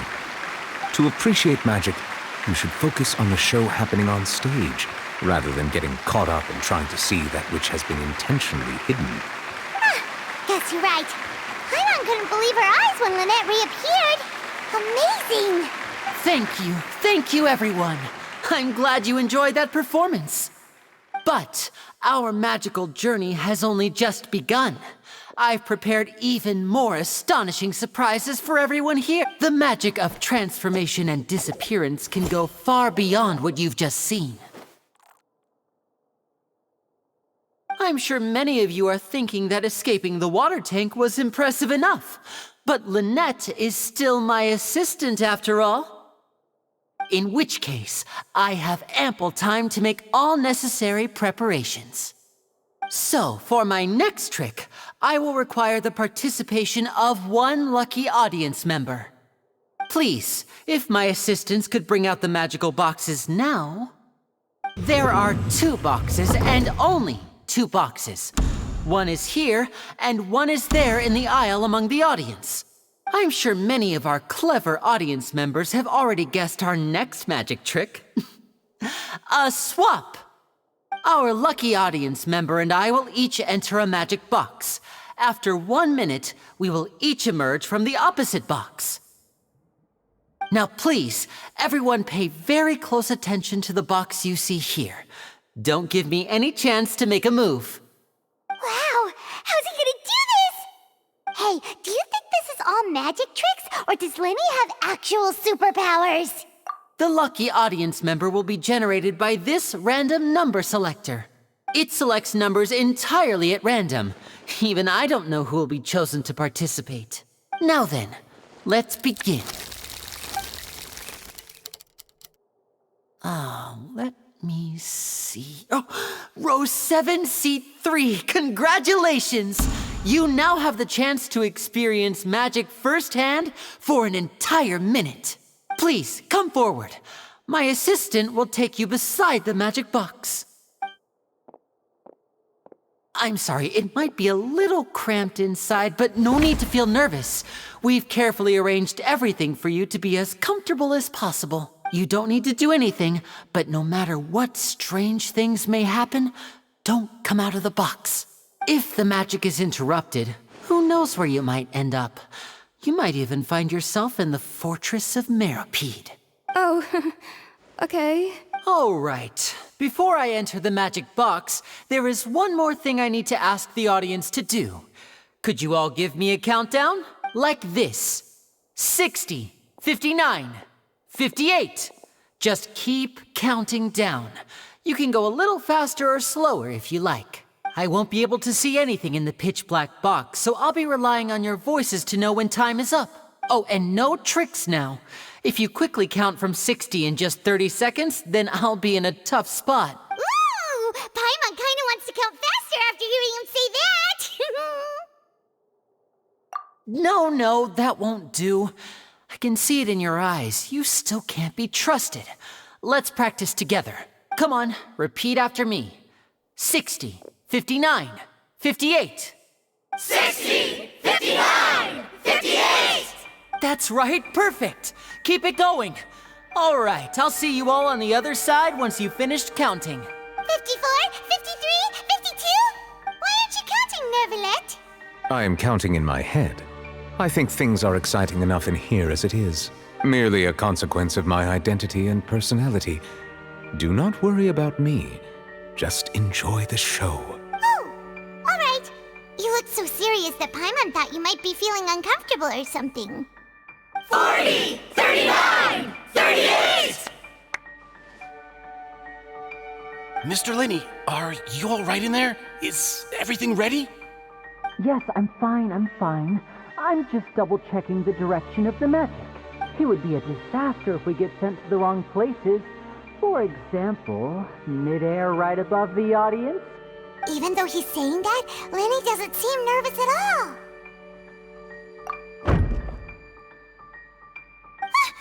What was that noise?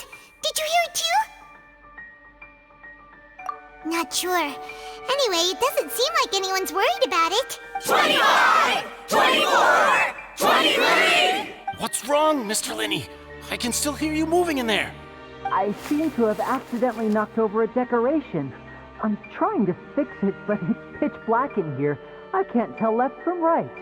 Never mind the decorations. There's no time for that. The show is what's important. No, that's unacceptable. I want my show to be perfect. Don't worry, we still have 20 seconds. Hear them counting? 19, 18, 17! It seems things aren't quite going as planned. I apologize, everyone. It feels like you're all starting to count faster, but that's all right. I know it can be tiring to do such a long countdown. 10 seconds and change is still plenty of time. 10! Almost there now. 8! Whew. Swapping two people is harder work than you might think. Even a master magician like me can't guarantee I'll get it right the first time. Hey, wait! Is this the back one? I can't tell. They both look the same inside. Huh? No, that's not it. I'll try again.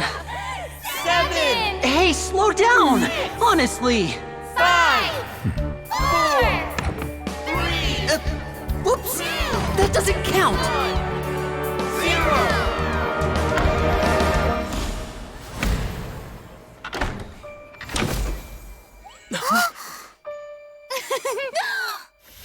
Ta-da!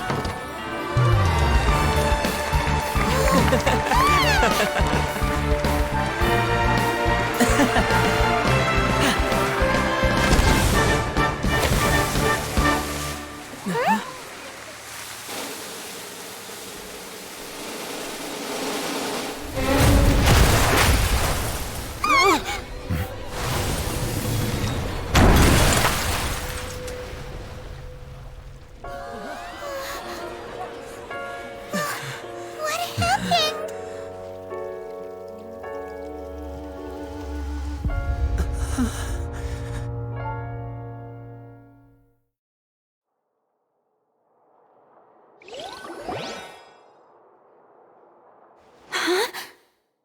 this part of the show? Mr. Lenny, you're going to use magic to fix the stage now, right? What happened? Oh no. Maybe this isn't part of the show. The girl was still in that box, right? This performance is over. Medical staff with me. Guards, secure the scene and detain all the performers. Seal the exits. No one is allowed in or out at this time. Yes, that's right.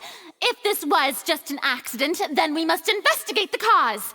But if this was all part of some scheme, then those accountable will not escape the judgment of the God of Justice! No need to be alarmed, you two. We'll get to the bottom of this soon enough.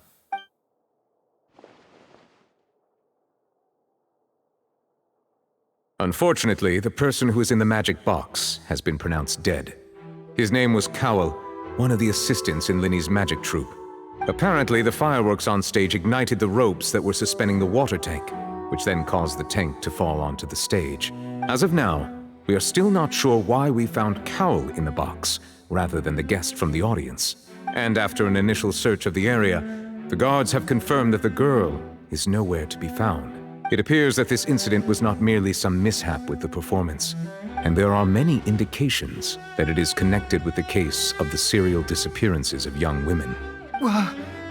The serial disappearances case? That's the case that Charlotte mentioned before! I know the truth. I can see through the whole thing. Really, using such a shallow and obvious mystery as his finale. Did he really underestimate us that badly? I say that our powerful magician, Mr. Lenny, is now the prime suspect for the serial disappearances case. Huh? Why me? This whole thing was an accident. No, this all occurred during your magic show, did it not? The missing girl disappeared after being chosen, did she not? But now that I think about it, that whole speech about magicians making things disappear was nothing more than a provocation, a bald-faced challenge. That can't be right! How can Lenny do this? He was in the box on the stage the entire time! We can even hear his voice! Besides, before the show, he told us that he would like to catch the criminal behind the disappearances! He couldn't possibly mean catching himself! Save discussion for a later time, please. Lady Farina, may I assume that your comments just now constitute an accusation against Mr. Lenny and his associates, and that you are pressing charges? Huh? I just think that I think it might be a little early to talk about formally pressing charges. But what Lady Farina said just now makes perfect sense. Looks like she's gonna personally deliver justice. A kidnapping and murder carried out under the cover of a magic show. Lady Farina said it all. I mean, of course, my dear people. But what excites me even more than the obvious truth before our eyes is the opponent I'll be facing. That's right. I mean you, Traveler. You'll support Lenny, won't you? After all, he was the one who helped you the first time we met. Then there's no problem at all. You know, the Traveler and I already had a duel the first time we met. But with Lenny's help, our little duel ended in a draw. But draws really are the most boring possible outcome. So no more draws. Between the two of us, there must be a clear winner and loser. And what better place to hold such a riveting showdown and decide the true victor than here, on the grandest of stages, the Opera Epiclese. Huh. It wasn't a draw. She obviously lost last time. I understand. Charges have now been pressed, and as such, a trial is in order. Well, Traveler, Seems Lady Farina has set you in her sights. But putting her dramatic rhetoric aside for a moment, I would like to ask you, are you willing to act as Mr. Linney's attorney and defend him in this case? Very well. The trial will be held a day from now in the Opera House. Both sides may investigate the scene to build their cases and search for the truth. Linney and his troupe are all potential suspects and shall remain within the Opera House. The audience may begin to leave in an orderly fashion once they have been cleared by the guards. A day isn't that long. Let's see what kind of case this big-shot outlander can build in such a short amount of time. I'm really quite looking forward to hearing it.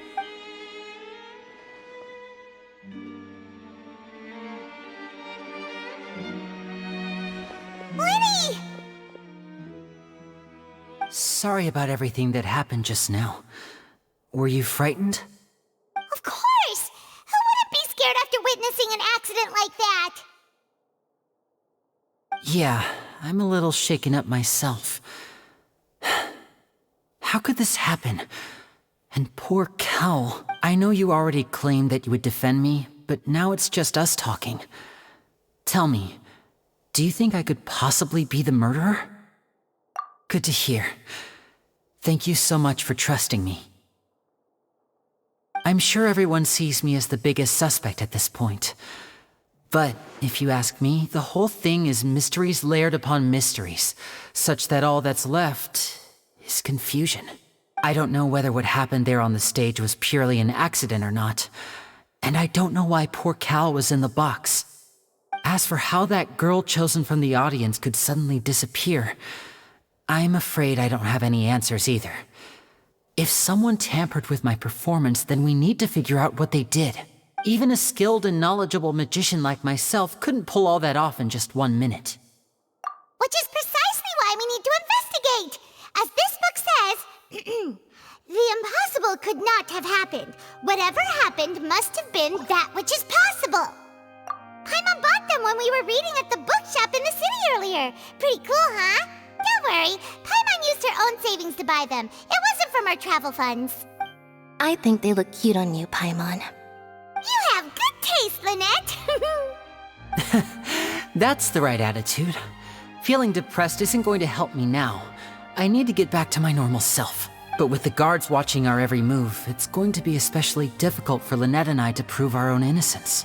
Good thing you agreed to be our attorneys. Thanks for that. We'll be counting on you. Yes, thank you so much. Yeah, just leave it to us. Oh, since we're going to start investigating, Paimon has a question first. Where did Lynette go during the performance? Oh, well, I'm afraid that would involve some of our essential trade secrets as magicians. The secrets behind our magic are past saving, Linny. I suppose you're right. The truth behind our tricks is going to be important evidence that will be weighted during the trial. 'Tis truly a pity.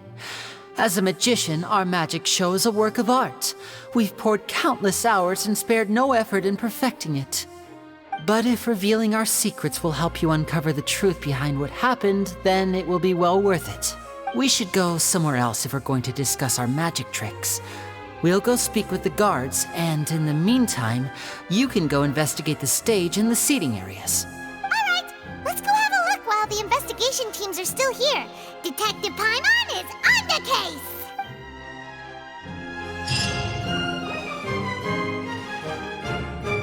Hello, officer. How's the investigation going? I see. You must be the traveler that Lady Farina mentioned. Listen, I'll be perfectly honest with you. I'd avoid getting mixed up in this whirlpool of a mess if I were you. Huh? What do you mean?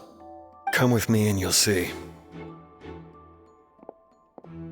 The deceased is one of Linny's assistants named Cal. Even though he hadn't joined the troupe long, he was hardworking and everyone generally liked him. The assistants are usually in charge of setting up and inspecting the props, as well as assisting with the show and keeping the crowd engaged. As you probably saw when you were in the audience, the water tank suddenly fell and smashed the box with Cowl inside it.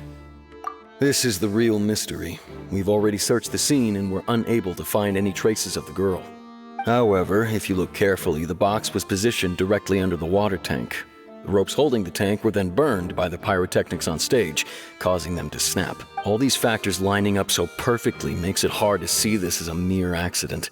If anything, the more logical explanation is that the whole incident was intentionally planned, and Linny is the most likely person to have access to all these areas. But he doesn't have a motive. Are you both good friends of his? Well, you can't say we're good friends, but we've known each other for a little while. So in just a short time, he was not only able to win your trust, but even convince you to act as his attorneys. I know there's no such thing as magic. The real trick of a magician is holding the audience in the palm of their hand. I've seen a lot of cases, and I can tell you that people are the least reliable kind of evidence. Sorry, I tend to be pretty straightforward. Just know that I'm warning you for your own good. Anyway, you may investigate the scene of the crime yourselves if you're curious. Who knows, maybe you'll be able to come up with some new evidence.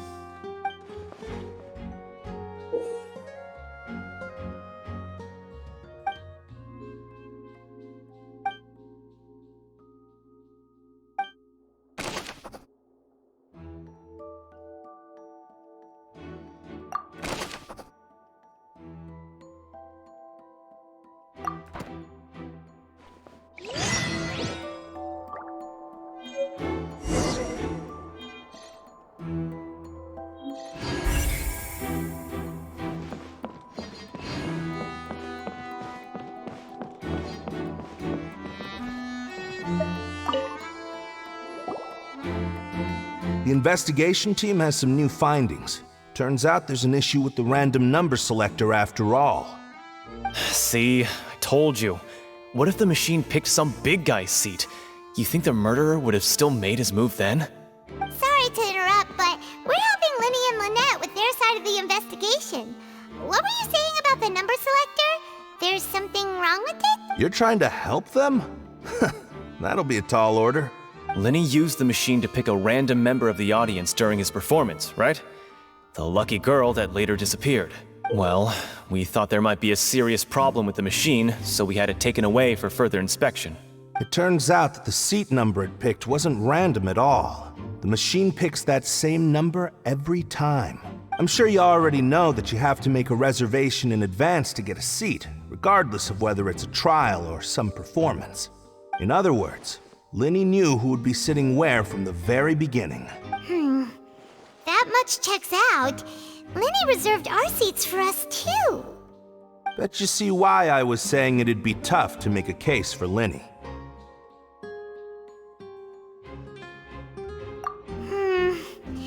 Even though it's bad for Linny's case, Paimon had better write it down.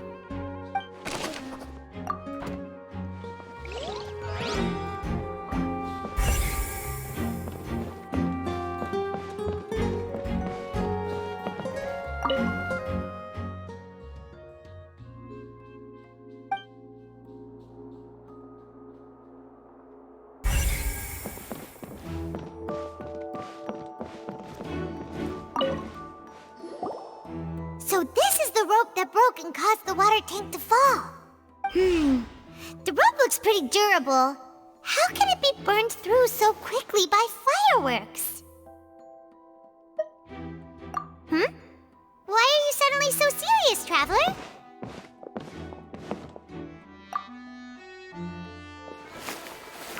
Whoa. Look! This bit is made from different material! Most of it was burned away, but there's still a little bit of it left. So if a rope meant to hold something was made with that kind of material in it, then that means... Wait! Paimon should write all this down. Let's take notes.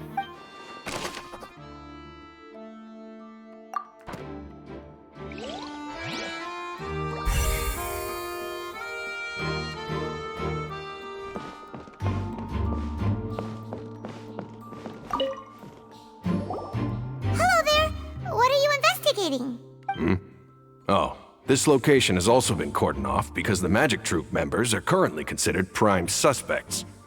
The investigation team is still collecting evidence. The seats were all booked in advance, so we were able to deduce the missing woman's identity by checking the guest list. Sure, it's not like this is confidential information. We will publish it later anyway when we petition the public to help us find the missing person. Her name is Halsey. She's a painter from Fontaine who's made a bit of a name for herself. Apparently, she wasn't a regular at the Opera House, but she'd been feeling some pressure with her work lately, which made her decide to come see the magic show. The magic troupe members all claim not to know her. We have looked into her social connections. It seems that she has no personal grievances or conflicts of interest with the suspects. Simply put, she wasn't related to the magic troupe at all, which matches the features of the previous serial disappearances. Were the victims of previous cases also chosen at random? That's how it seems to us, in any case. Apart from the fact that they were all young women of around the same age range, there really weren't any other connections between them. Okay then. No need to be so formal. If you do happen to see the missing girl, please be sure to contact us.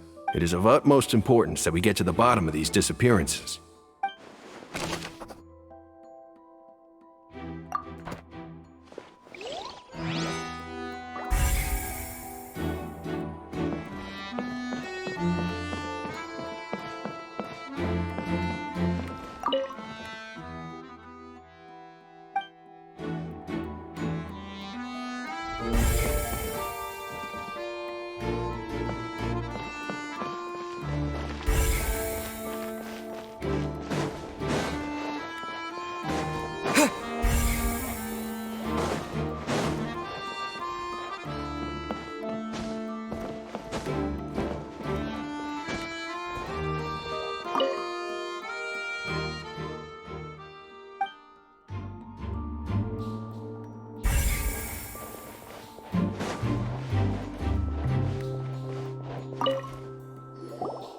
I see that you're investigating the area. Well, it just so happens that I'm interested too. If you find any new and interesting leads, be sure to share them with me, alright? We don't have too many thoughts yet. Then why don't I tell you my hypothesis first? The way I see it. And I'll start it with that loud thud. The thud? Oh, you mean the sound that happened during the countdown? Yes, exactly. It wasn't terribly loud, but I suspect that most people heard it. It's just that everyone was awaiting the results of Linny's trick with bated breath, so no one paid it much mind. But now that the incident has happened, the thud has become an important clue. That makes sense. So, what do you make of it? I'm of the opinion that it may have been the sound of Linny's accomplice, Lynette perhaps, jumping atop the water tank or something like that. And when the pyrotechnics went off, she cut the rope, sending the water tank crashing down. But wasn't the noise we heard too loud for that? Perhaps the balance wasn't right, leading to a particularly rough landing. Oh, that's true. I suppose I must reconsider. That does remind Paimon, though. What was with that sound?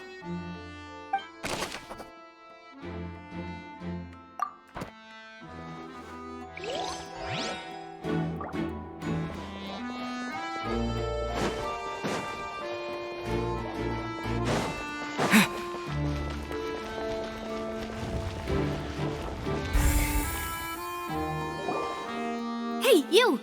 Yes, both of you! Over here! I've been keeping an eye on you for a while now.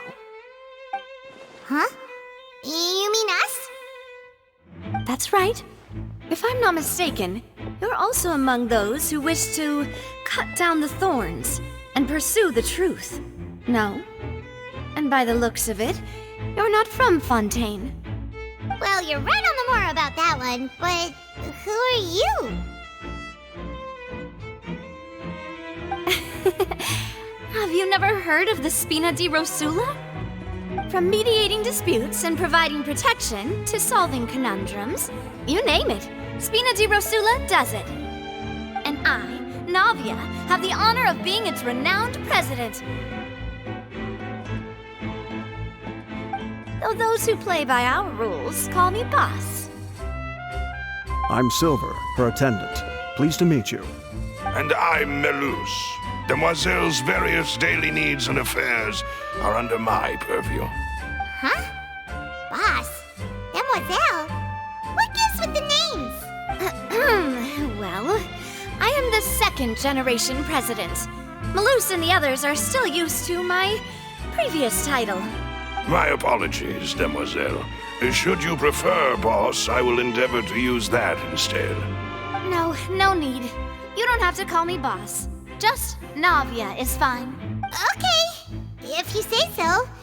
Not that we're members of Spina di Rasula anyway. All merely trifling details. Never mind. Now, back to the situation at hand. That's right. I've always kept an eye on the serial disappearance cases. My interest stems from a matter back from my father's time. Judging from the look of things, I find Linny an unlikely mastermind. Really? We think so too! That's why we're looking for clues now. But how did you come to that conclusion? Intuition, naturally. My unparalleled intuition. Farina sure was quick to point the finger at Linny without any decisive evidence whatsoever, wasn't she? But that's not uncommon for her. If you remember, the Justice had to interrupt her and ask if she was pressing charges just to keep her from getting carried away. Anyway, a trial begins the moment someone levels charges. And, of course, there was no way Farina was going to back down in that situation. Sounds more like you just don't trust the Hydro Archon. Well, what's your opinion? I must admit that she can be interesting at times, but liking her doesn't mean that I'll blindly agree with her. All right, I've answered your question. Now, it's time you answer mine. Wait a minute, did that answer count? Well, I say it does. But don't worry, you won't hear any pointless questions from me. In your opinion, do you think it's right to treat a trial like it's an opera? Well? And why would that be?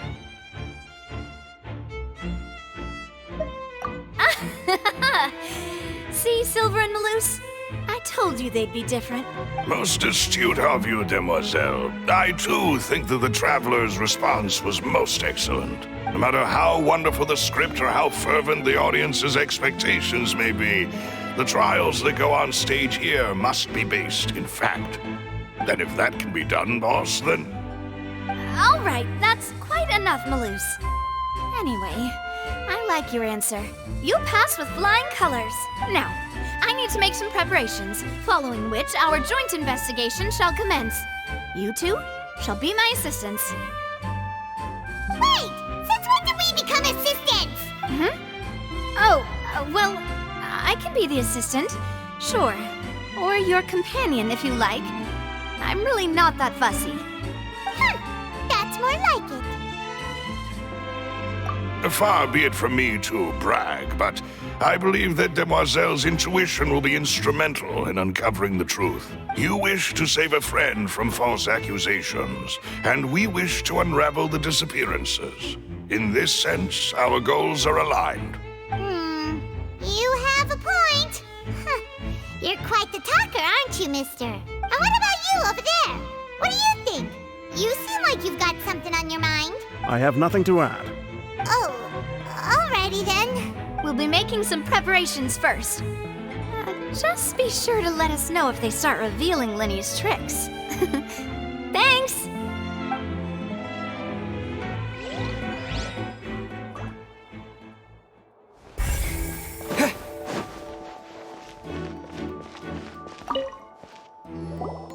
Sorry, but no one can freely enter or exit the Opera House at the moment. If you wish to leave, you must register your identity with us first. No, we're not leaving. We're representing Linny and Lynette as attorneys, so we're investigating the case. Were you always guarding this entrance? Yes, after the Chief Justice gave the order, everyone coming in or out must undergo a strict inspection. So, the missing girl couldn't have left from here, at least not from that point on.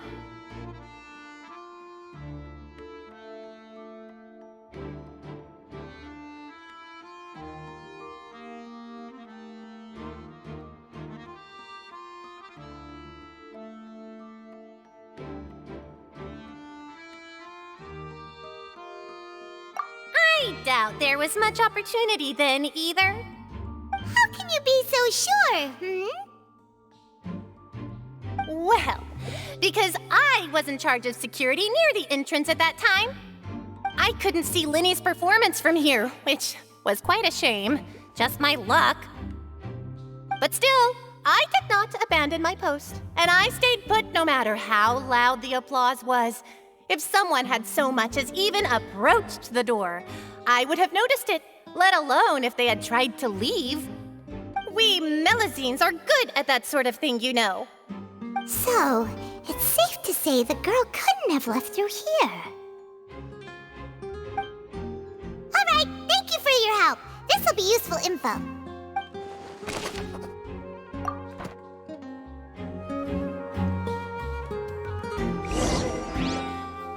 We've checked everything of note here at the performance venue. Paimon wonders how Linny's discussion with the guards is going. Let's go see, shall we? Understood. Then I will be going with you. Just so you're aware, I will be monitoring your actions and making notes as necessary. Very good. Thanks for being so agreeable. I'd pull a rose out of my hat as a gift for you if I could. You may spare the pleasantries. I'm just doing my job. You've arrived. Who's this? Me? I'm Spina di Rosula's guardian angel. If you've got a problem, I've got the firepower. Sorry, I got a little carried away there.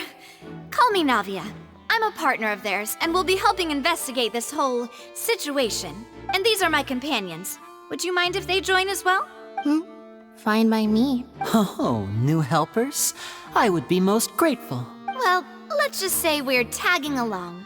It's not every day you get to see the secrets behind magic performed on such a large scale. I appreciate your kind interest. Come with me. We'll be heading below stage. Huh? Below stage? Yes, a world of secrets is hidden beneath this magic box, prepared specifically for this switcheroo trick. But before I reveal everything, you should have a look first. Notice anything strange here?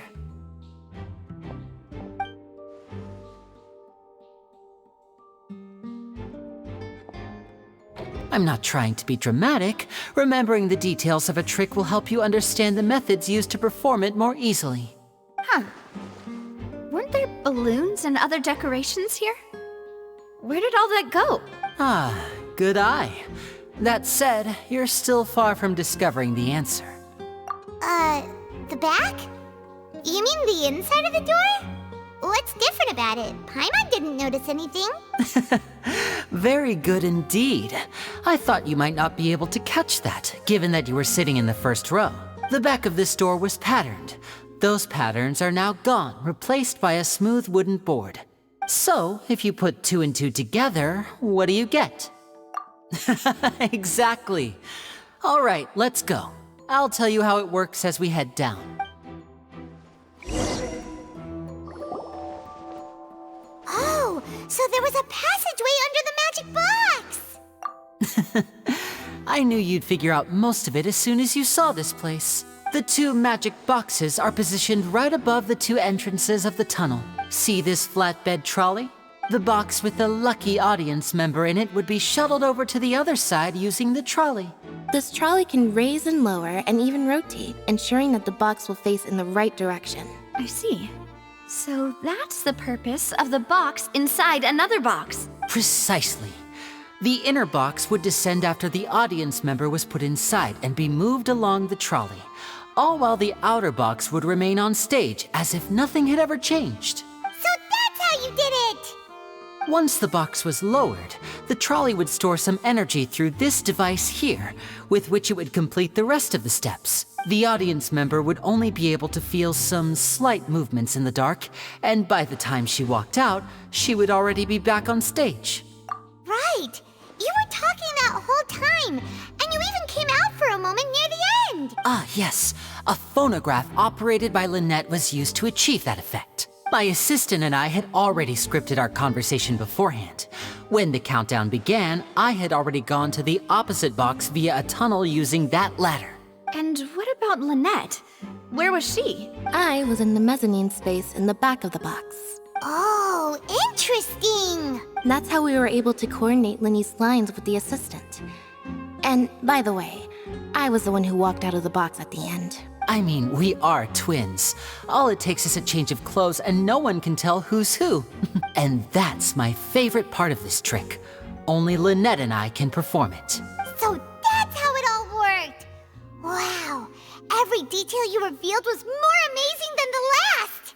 Lynette would briefly walk out of the box and then go back in, jumping into the tunnel and escaping before the box on the trolley could finish ascending. And then I walk out of the other box in the audience area, and the trick would be complete. The operative word here being would. But as you saw, Cal was in the box, not our audience member. She, on the other hand, mysteriously vanished. We really don't know how that happened. If not for that interlude, this would have been an astonishing trick. I probably never would have figured out how you pulled it off. And yet, to think that someone was able to use this magic trick to commit a crime. Could we have a look around? I think we can come up with some more leads. This is the scene of the crime, so Linny and Lynette are not permitted to stay here. I'll escort them back up. Yes, of course. No need to be so strict now. I won't disappear into thin air, you know. Thanks, everyone. We're counting on you.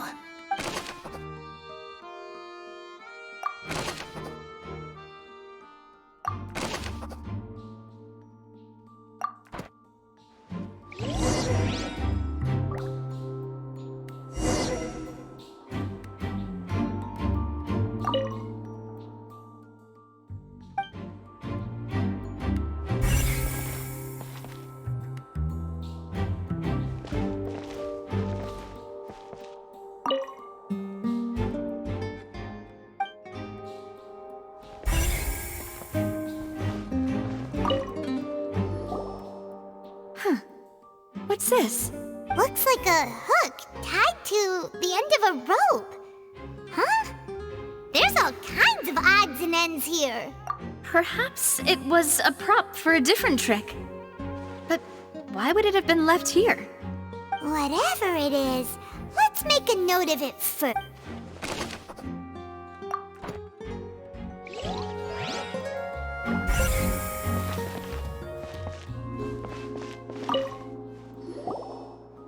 The floor is wet. Please be careful not to slip.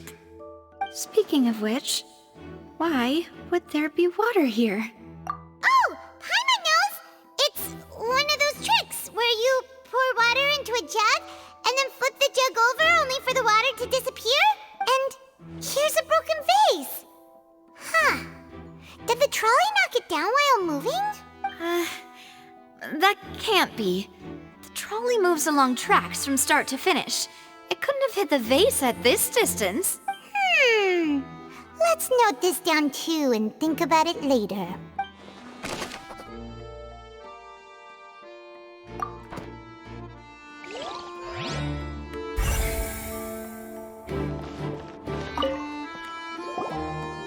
Oh, these are the clothes that the lady chosen from the audience was wearing, right?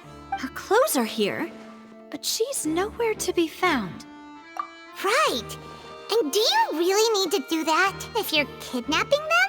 Ugh, this is so confusing. Paimon doesn't want to be a detective anymore.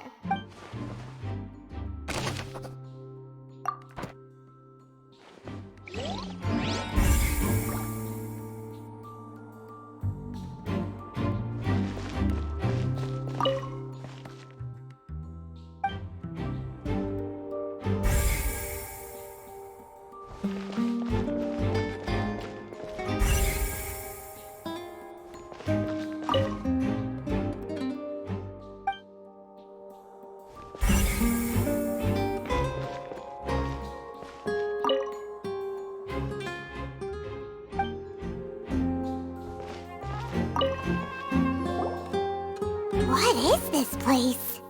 It seems someone could fit through here. Huh. Could this have been the suspect's escape route? Alone, perhaps. But if they had to pull another person with them, the space would be too narrow. But there are no other ways in or out of here.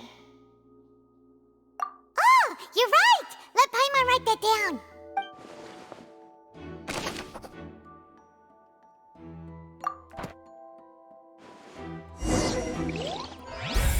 Since we're just about done investigating down here.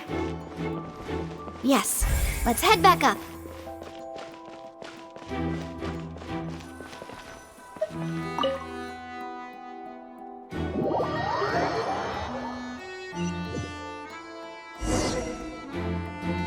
Well, we've ascertained the state of the crime scene. Let's find a place to sort out our findings once Malus returns. Seems to me that there are several things that don't add up here. Apologies for the wait, demoiselle. So, what did the guards say?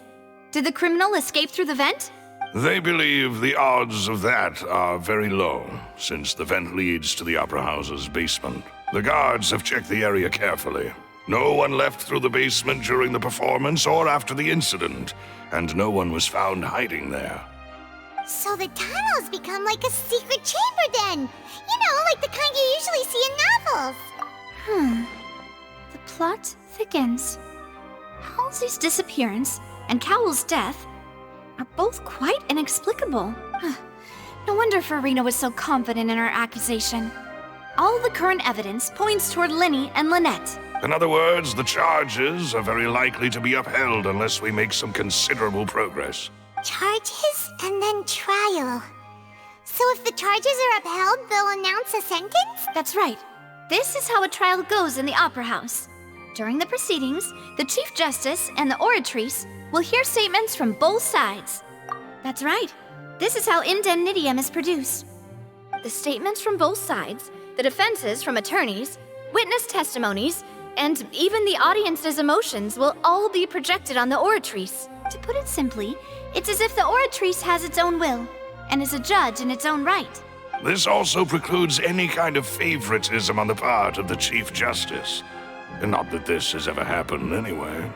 Once both sides have finished speaking, the Chief Justice will make his final decision. This, too, will be used by the Oratrice as a reference. Then, finally, the Oratrice will be consulted by officials. The result it returns is the will of justice itself. Huh? So that machine is the one that actually decides? Paimon thought Neuvillette called the shots. In practice, there is very little difference. Both have always come to the same judgment, which is why people have great faith in the Chief Justice. Ah, yes, the guards also asked me to convey that none of us will be allowed to leave this place before the trial. Huh? Why? Because we've chosen to act as the twins' proxies. That makes us persons related to the case. They're concerned that we might be colluding with outside parties, or that we might find outside help to disrupt the case. And even if that were not so, it could prove problematic if we happen to spread key information about the case ahead of time. I'm ready to break out at any time. Whoa! There's no need for that! Paimon thinks they have a point. That said, are they providing food? Of course. I just hope you don't mind the lack of options. I'm afraid that catering to all tastes is not in the cards, nor is any guarantee of balanced nutrition. In that case, let's just sort out our findings together here. Pity. I was hoping to take you to try some of Fontaine's famous desserts, too. I mean, what better way to properly think through our findings than over some tea and sweets? Huh. Breaking out suddenly doesn't seem like such a bad idea after all. Just kidding! Paimon will still do her best, even if there are no snacks. What do you mean, no snacks? Of course we'll have snacks. If we cannot buy some, then we'll simply make some. Huh? Here? But how? Understood, demoiselle. Everyone, please come with me.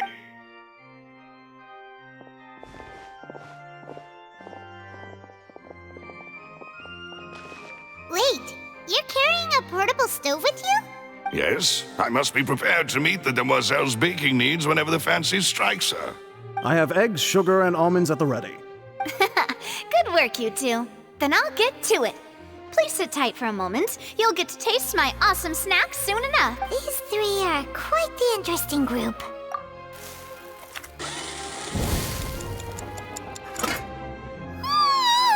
And Paimon thought it smelled good while it was still in the oven! Oh, it's even better now. Paimon can't stop drooling. From the way you had these two guys carrying all that stuff around, Paimon thought you'd have the and do more during the baking process. But you ended up doing the entire thing by yourself. Beating the egg whites, grinding almonds, everything. I was applauding. And I was giving encouraging smiles. Paimon was just thinking, aren't you worried about getting your fancy dress dirty beating egg whites and baking like this? Well, I don't think it's carved in stone anywhere that fancy ladies can only read books, sip tea, ride horses, and play the piano. I just really enjoy making snacks. Don't underestimate beating egg whites, by the way. It's a real arm workout. You also need to beat them to just the right consistency, or your macarons will crack. Anyway, give these a try, fresh out of the oven. There's 3 for each of us. Only 3? Well, eating too many sweet treats might send all that sugar to your head. You wouldn't be able to think clearly about the case on a sugar rush, would you? Tea is ready to be served as well. This is Demoiselle's favorite, strong black tea with a floral fragrance that clears the mind and lifts the spirit. No need for concern, I'm merely doing as I should. All right then, down to business. As Paimon mentioned previously, the tunnel seems to be something of a secret chamber. However, we can assume that Linny and Lynette were not alone within it. Some criminal also occupied its sealed confines. The magician twins could have committed the crimes, of course, but they lack any logical motive. Exactly! Why would they do such a thing right when everyone was watching? The flower vase and the thud we heard during the performance could indicate some altercation between Halsey and the criminal in the tunnel, resulting in the shattering of the vase, the discarding of her clothes, and her abduction. Perhaps the criminal thought that since she was chosen from the crowd, she would be too easy to identify if she was still wearing the same clothes. Paimon thinks that makes sense, but the real trouble is... True.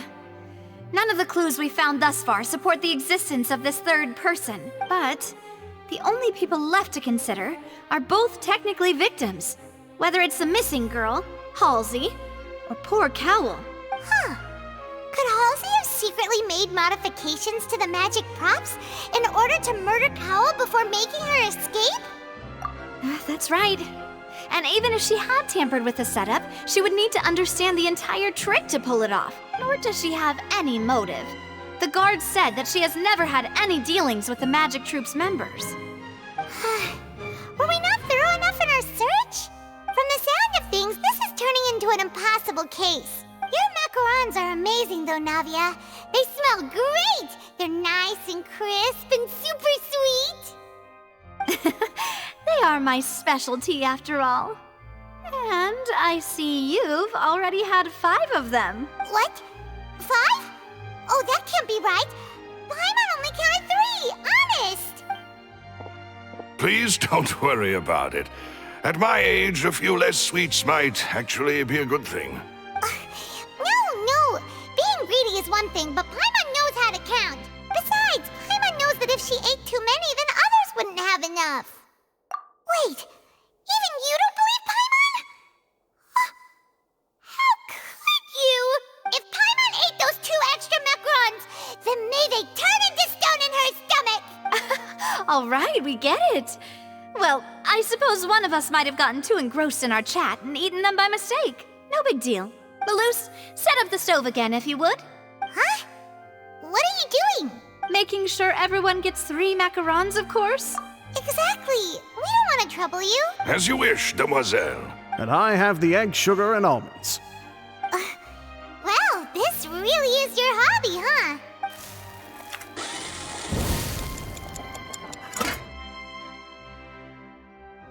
Well, that's it for snack time. I'm going to have another look around the area. I don't know what we're looking for yet, but we've still got some time. As attorneys, I suggest the 2 of you think the case over again. It would be awkward if you got all tongue-tied on stage during the trial. All right, thanks for your help, and for the snacks. It was nothing. A small task for the Spina di Rosula. Silver, Maloose, it's time to go. I'll be back if I find anything new.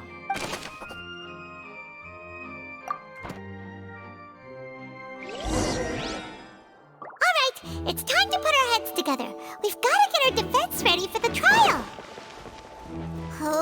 It's probably gonna be a long and difficult case. There's no point in worrying about that now.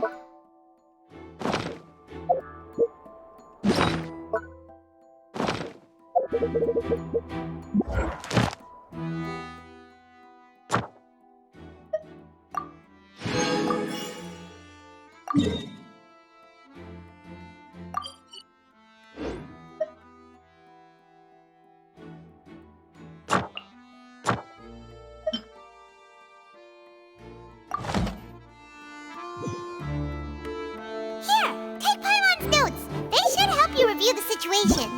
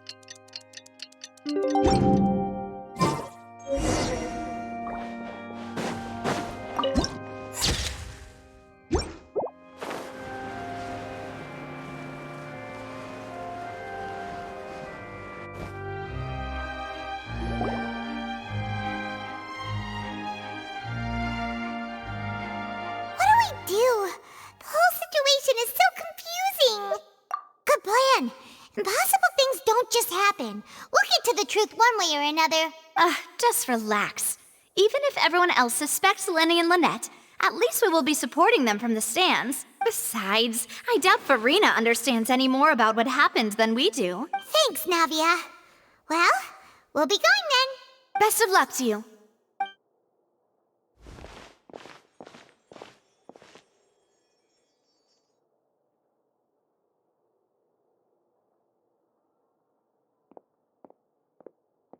Ah, finally, you're back. Well, how did your investigation go? To be honest, you might be disappointed. No. We're already very grateful that you were willing to help. Well now, don't you all look disappointed. Don't tell me that your investigation came up empty-handed. That was to be expected, of course. The guilty can never produce proof of their innocence, but don't let that stop you. I shall be terribly disappointed should you, my most anticipated foe, concede so easily. Since both parties are present, I declare that the trial regarding the magic show incident is now in session. Firstly, in order for the audience to understand the causes and results of the incident, could we please have Mr. Linney explain the trick? Yes, of course. I will explain while Lynette demonstrates on stage. All the necessary items have been prepared. Thank you, Mr. Linney. In that case, I take your statement to be that you ran to and remained hidden within the magic box in the audience stands once the trick began, and thus could not have committed the crime. Is this correct? Yes, that's correct, Your Honor. In that case, I call upon the prosecution. Lady Farina, do you wish to refute his statement in any way? Why, of course I do. Allow me to take the first shot and break this case wide open. Mr. Linney is clearly lying. There is no way you could have been in the box the whole time if you were to abduct Halsey and murder Cowell. In fact, I'd say you were hardly in that tunnel at all. That is simply your hypothesis based on the presumption that I'm guilty. Oh, is that so? And if I may ask, what did you hear while you were inside your box? The roaring countdown of the crowd, of course. That's how I kept track of the time and built anticipation for the finale. And you didn't hear anything else at all? Nothing that might leave an impression of any kind? No, nothing. I see. But when the count reached 30 seconds or so, there was a thud. One so loud that I believe practically everyone heard it. Huh? Hey, hang on. Something's not right here. Yeah, I'm sure he could have heard a noise that loud from inside the box. I was right by the box, and I definitely heard the thud. Look at those scales. Could those mean... Well then, ladies and gentlemen, allow me to use the words of the magician himself. You never know what can happen in the blink of an eye. Of course, I have armed myself to do far more than smash your alibi. Confidence cannot go unfounded, and my foundations are rock solid. Tell me, aren't you and Lynette actually from the House of the Hearth? The House of the Hearth? No wonder they did something like this. So the serial disappearances were the Fatui's doing. Now it all makes sense. I've got a feeling that what happened on stage probably wasn't just an accident. That's irrelevant. Our identities have nothing to do with what happened. Indeed. Then perhaps you could tell us everything that happened during that one... Your first priority is to prove yourself innocent after all. I'm sure there is little that needs to be kept secret now. Unless your script already has holes in it. The Outlander is speechless. My, oh my, don't they look flabbergasted? Now comes the infighting and discord, I suppose. This was almost too easy. Oh, good thing I made all those preparations. Seems the all-nighter I pulled last night is really paying off. Hey, Linny, why didn't you tell us this before? Order! Order! Mr. Linney, allow me to re-establish the facts. Lady Farina has raised 2 points. First, when the thud was heard in the Opera House, you were neither in the box nor the tunnel. Second, you and Ms. Lynette are both members of the House of the Hearth. Are these claims true?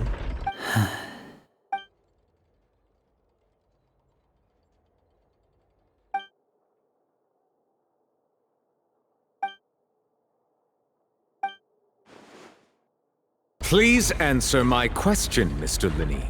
I'm sorry. Yes, they're true, Your Honor.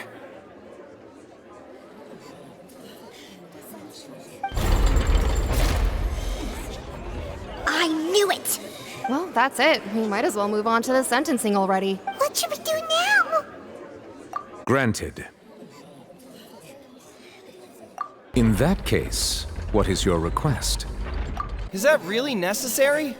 They're already as good as guilty. The defendant deceived their own attorneys.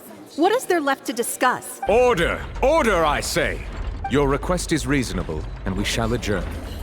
This trial will reconvene in 1 hour. So you would stick to Mr. Linney's defense even after knowing what you do now? You certainly have more professionalism than I thought. In that case, my dear audience, let's allow the joy of victory to steep for a little while longer.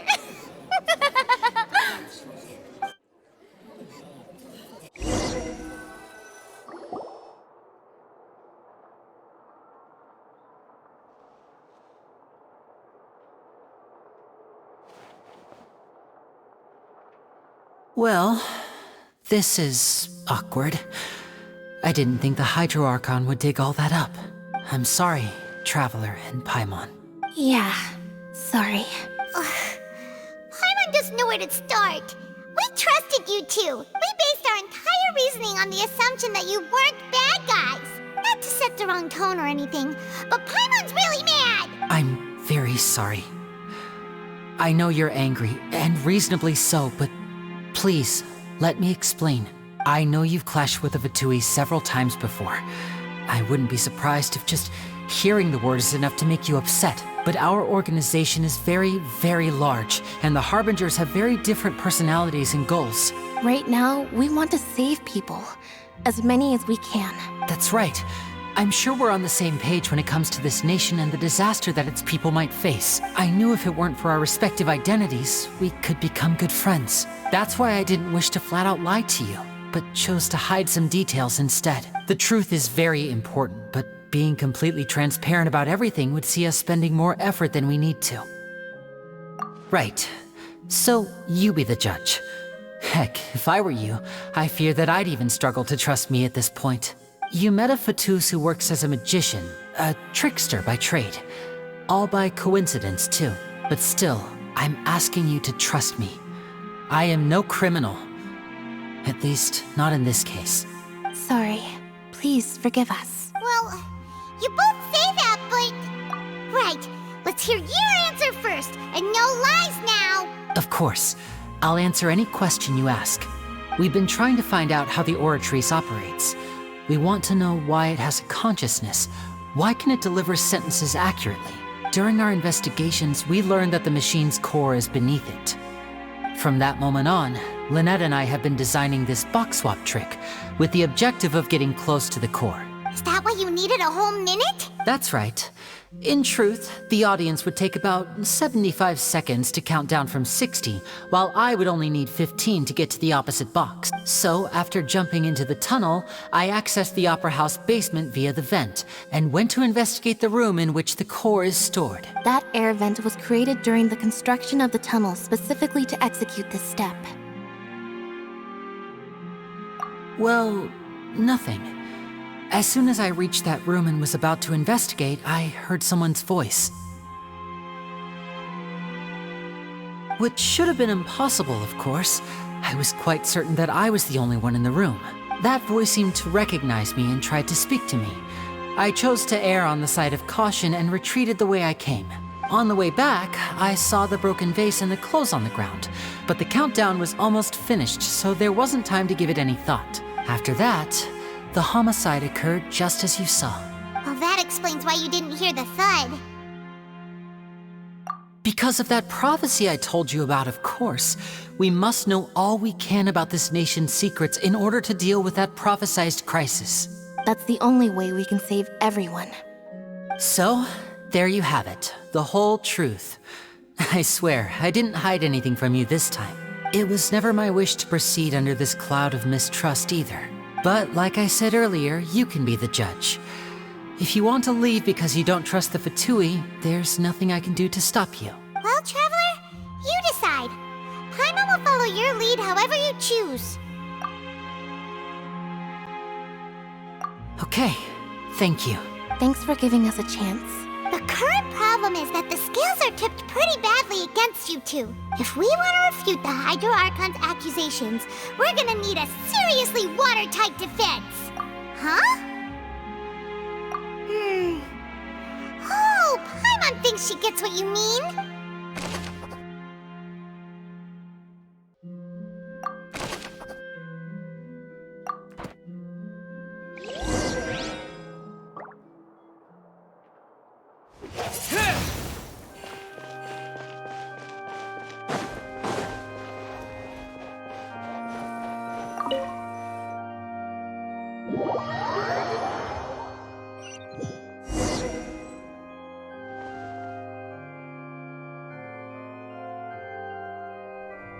Both parties have returned to their positions. Let us continue the trial. When last we left off, Mr. Linney acknowledged the new evidence presented by Lady Farina as fact. Therefore, Lady Farina may continue stating her reconstruction of the events. That took long enough. Now then, if everyone would lend me their attention. At this stage, let's revisit that scene from Linney's perspective.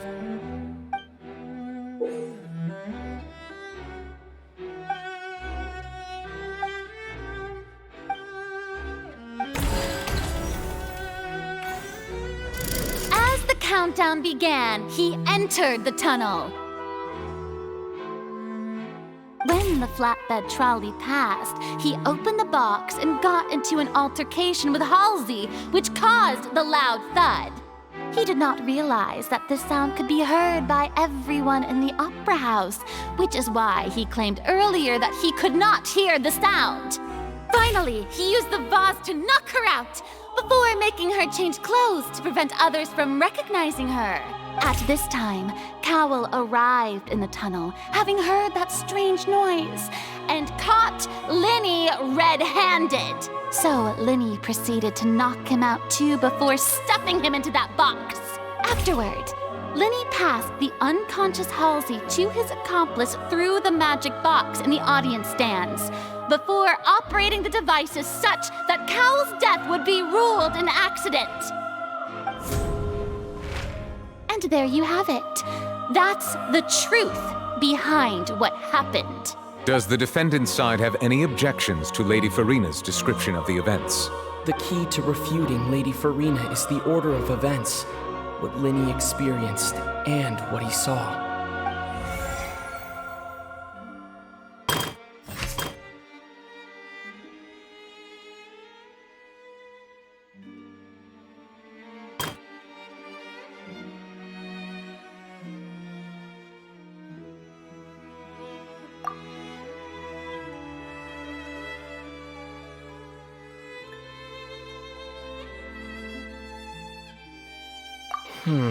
Seems this won't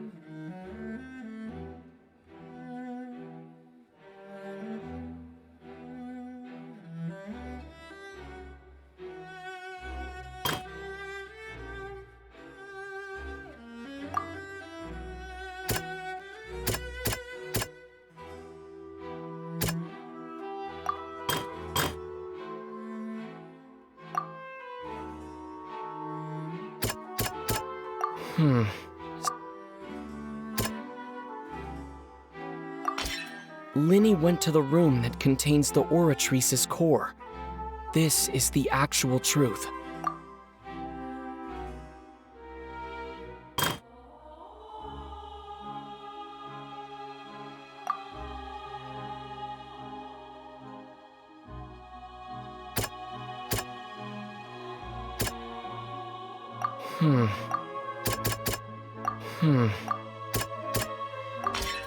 Linny did not take part in the underground altercation. He only witnessed traces of the aftermath.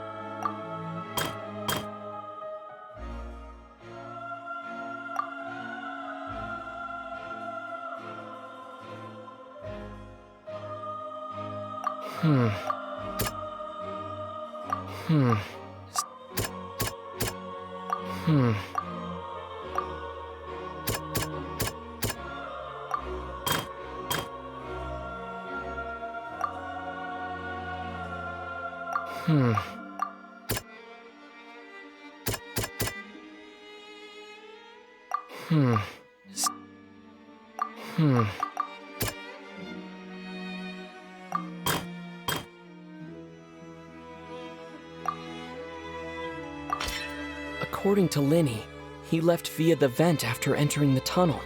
He couldn't have had that altercation with Halsey. Attention!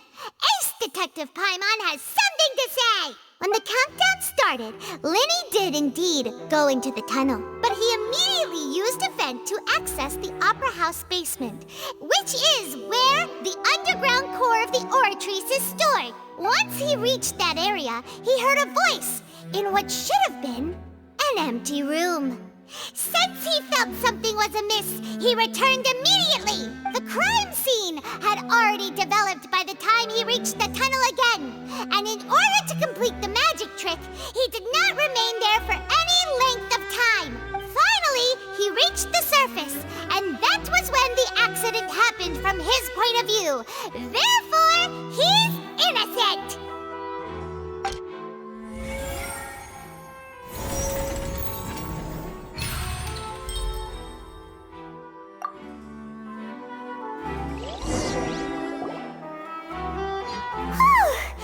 Paimon did it! Paimon actually managed to say all that! Wasn't it awesome? In other words, you believe that he knew nothing of the incident? That's right!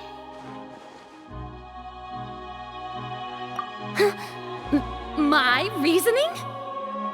If that's the case, then if Cowell hadn't entered the tunnel, who was the entire setup meant to kill? Assuming that what you say is true, Linny only needed to kidnap the young girl to cause a new disappearance case. What would the point of killing someone on stage be? Oh, they have a point. That's right, you tell him! And that's why they're partners of mine. They've managed to turn things around. Oh, well, your denial is very strident, I'll give you that. But what proof do you have to back your claims? Of course I do.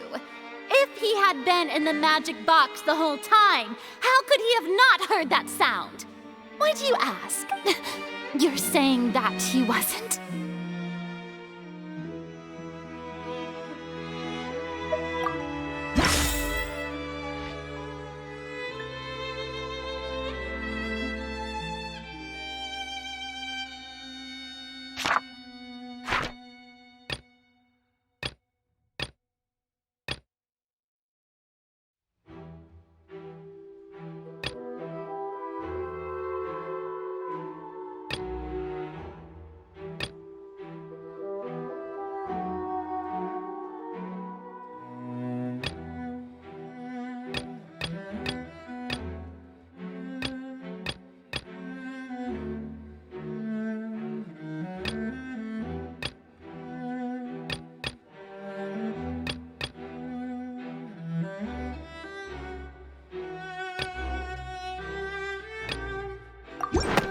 Sure we don't need to give this more thought?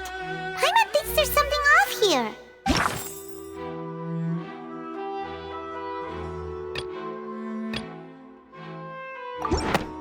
That's right! Linny wasn't in the box or in the tunnel. That's why he didn't hear anything strange during the performance. This means that when the crime happened, Linny had already entered the basement via the vent. The same clue you used to disprove his alibi has now become the best proof! How do you like that? Well played. To think you'd use such logic. Well then, if it wasn't Linny who committed the crimes, then who was it?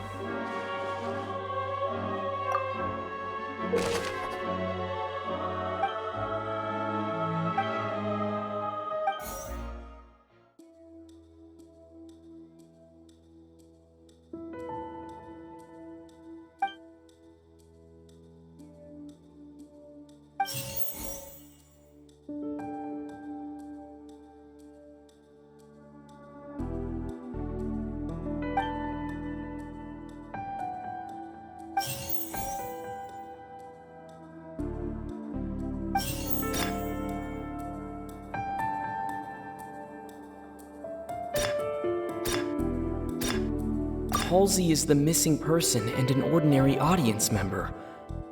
Or did she have her own scheme all along? The deceased's name is Cowell, Linny's assistant. He would have been able to tamper with the equipment. Could there have been a third person involved? Is that really a possibility? Halsey is the missing person.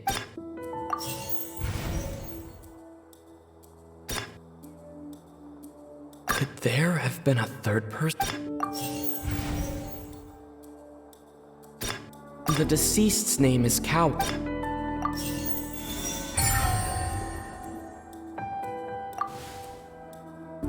Huh? That can't be right. Are you serious? The killer was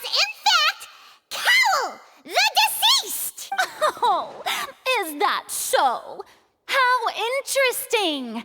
Let's hear your reasoning then. What I must do next is recreate the truth. What Cowell did, and how he went from would-be perpetrator to victim.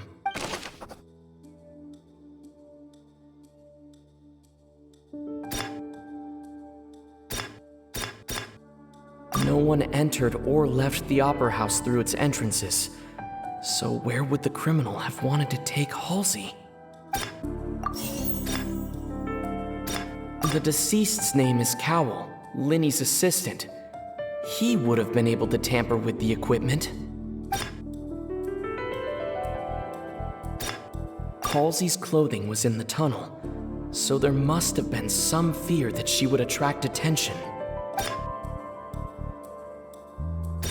The sound we heard may have come from a clash between the missing Halsey and the criminal.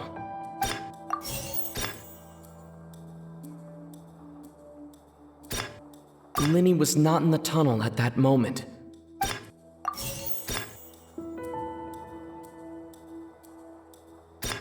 It would have been tough for both people to fit into that vent. They would likely have bumped into Linny as well.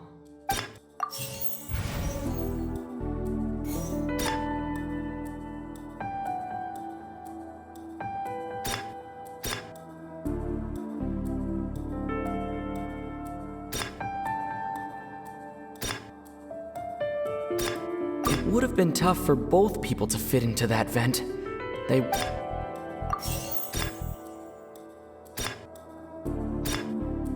The deceased's name is...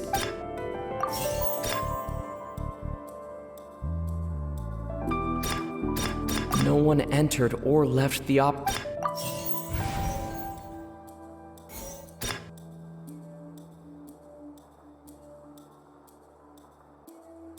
Linny was not in the tunnel at that moment. Halsey's clothing was in the... Linny was not in the tunnel.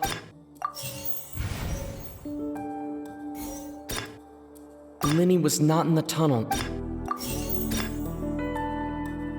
Halsey's clothing was in...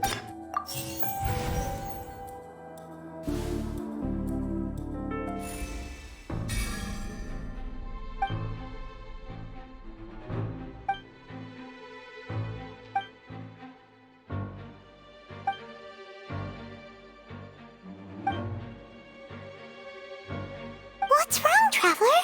Are you still having trouble figuring things out?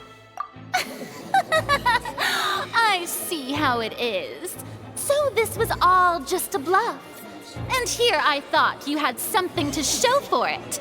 But it seems you're still far from the truth. Look, since we're at a dead end, why not consider a different track? Just like the trick as it transpired, the end result must have been utterly different from the magician's initial design. If only we knew how Halsey disappeared. Well, that would be nice, but the tunnel only has 3 exits, and none of them seem very likely. And it's not like this is a magic trick where you can just make a real live person disappear. You know, like you did from that water tank, Lynette. Excuse my interruption, dear opponents, but do you not see that the crowd is growing impatient? There is no greater sin in this opera house than an awkward delay in the performance.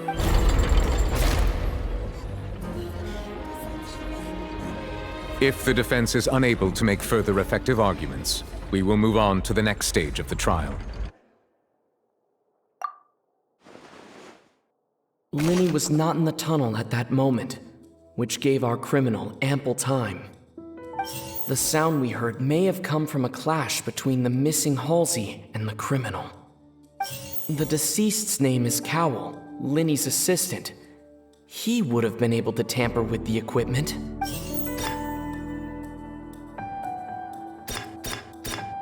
The vase was not broken by chance. It was used to cover important evidence. The water.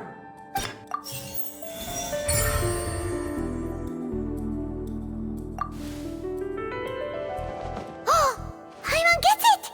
It all comes together if Halsey disappeared instead of being kidnapped. Lynette escaped from the water tank, vanishing gradually and leaving only clothes behind. If there's a similar method where a person could be transformed into water. Oh, just a moment, please. I do hope you know how preposterous you sound at the moment. How could a person ever be transformed into water? This is reality we're talking about here, not some magic trick. Must we really?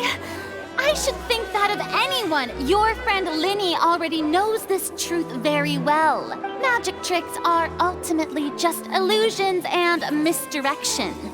But Halsey's disappearance is very real. We're talking about two completely different things. Even so, I trust the Traveler's judgment. The truth must be out there somewhere.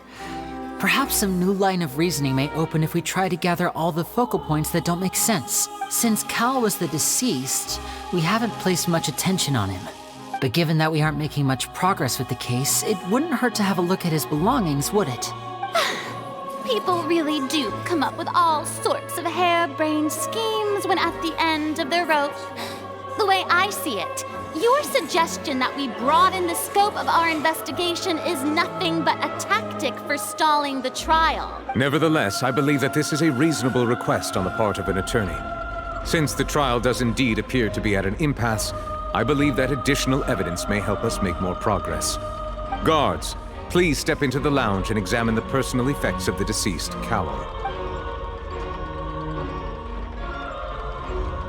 We are still examining the items, but we have already made critical progress that we feel must be shared with everyone post-haste. We discovered several test tubes of fluid within Cowell's baggage, each labeled separately. The notebook in his backpack claims that these fluids are water from the Primordial Sea. The Primordial Sea? The note's contents also indicate that Cowell belonged to an organization that sells illegal drugs and that he had an accomplice. The notebook has many entries concerning safe usage of these fluids, in which the keyword dissolve appears many times. One of these tubes was labeled Opera Epiclese, along with yesterday's date. It is empty. The notes also state that these dissolution properties work exclusively on people from Fontaine. It's likely that Halsey was chosen as some sort of test subject. As such, we believe that the defense's hypothesis is, in fact, supported by sufficient evidence. You've got to be kidding! People dissolving into water?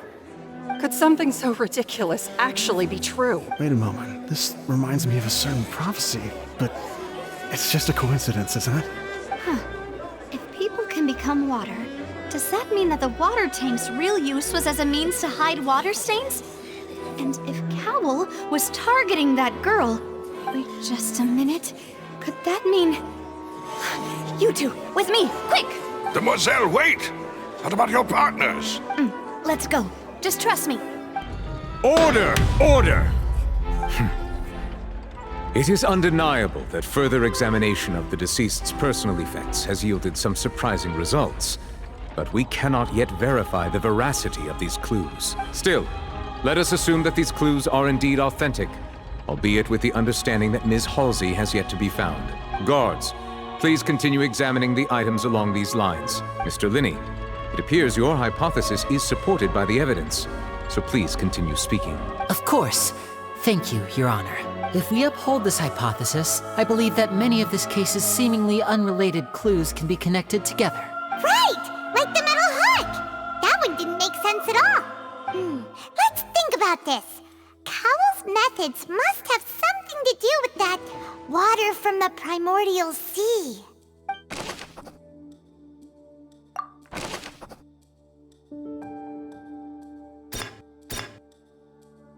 The deceased's name is Cowell, Linny's assistant. He would have been able to tamper with the equipment.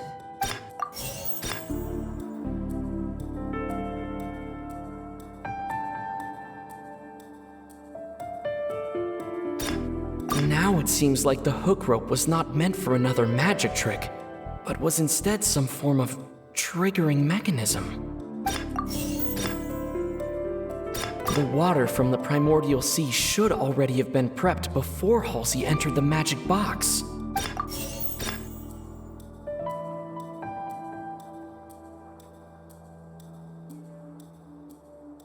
Lynette was in the magic box on stage the entire time. Did she have something to do with this? I remember there was something else within the inner layer of that box.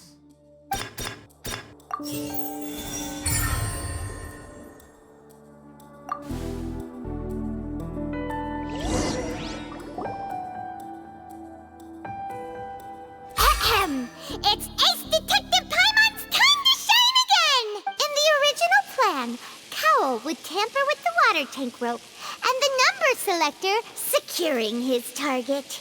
When the magic box containing Halsey was lowered, the metal hook would retract gradually and pierce the balloon at the top of the box. When the balloon attached to the box popped, the water from the primordial seed inside it would pour down and dissolve Halsey. Afterward, Cowl would enter the tunnel and break the flower vase to conceal the water inside the tunnel, with the remaining evidence being covered up by the water tank on stage. But he encountered something unexpected in the tunnel and wound up being fatally hit by the same water tank he meant to use to cover his tracks. Huh. That does make sense. That actually links together a lot of the more confusing pieces of evidence. Oh dear, what do I do? Even I think they sound convincing now. Have I falsely accused an innocent person? What a humiliation. Now, it seems like the only point of contention remaining is the exact circumstances that led to Cal's death. His notes mentioned he had an accomplice who could be related to the situation. On that note, the guards have just contacted me indicating that they uncovered new evidence. I shall now invite him on stage to share it with us. Thank you, Your Honor. We were just inspecting the luggage of the other people involved in this case, and we found an identical sample of the water from the primordial sea among Linny's personal effects. What? That can't be. Oh, I see. Well, how wonderfully comedic to have your own counterattack only to come back and wound you. Does this not clear all doubt? My dear citizens, my loyal audience, allow me to present my reasoning and bring this performance to a swift close. Linny did not need to take part in the dissolution of the young woman at all. Indeed, he did leave the scene via the vent. Having made modifications to the props beforehand, his accomplice Cowl then caused Halsey to vanish using the water from the primordial sea. But upon his return, in cruel avarice, Linny desired sole credit and prepared to do away with his partner in crime. Ultimately, he knocked Cowl out, and the tool meant to cover the crime up also became a murder weapon. Now, as much as I regret having come to such a viciously straightforward conclusion, it does seem that the famed Fatui is quite the cold-blooded and ruthless organization. Am I right, Mr. Linny? We've used up all the evidence we collected. There's no way for us to make a rebuttal here. Is this the end of the road? Oh no! Paimon can't think of anything either. It doesn't look like there's any way around this. Seems using the water as new evidence was too good a move. Why did this have to happen now? I think we've all seen enough now. And we have ample witnesses to my flawless reasoning. I believe this is indeed the finale. Now then, my good, noble Chief Justice, should we not, in your view, move... Excuse me, everyone, but I must interject. Miss, I must ask you not to shout, and to respect the ongoing legal proceedings. Oh, come on. Don't be hasty. I have a good reason for interrupting, you know. Now, would anyone here like to take a little break from all this debate and see a little magic? I'll show you an amazing trick. One that can bring a young woman who has disappeared back in the flesh, right before your very eyes. Please, do the honors, Mr. Linny, if you would be so kind. What in the world is she? No offense, miss, but miracles like that are beyond my scope as a magician. Come on now, don't be silly. Magic is all about misdirection, isn't it? It often conceals the truth while presenting a fascinating illusion. But once everyone believes the illusion, can't magic reveal the truth to them once again? And wouldn't such a trick be the most marvelous finale to today's performance? Come on, Linny and Lynette, give it another go. Don't worry, Spina di Rosula has made the necessary arrangements on your behalf. But as the magic makers and stars of the show, I think I should leave the final performance to you. I understand.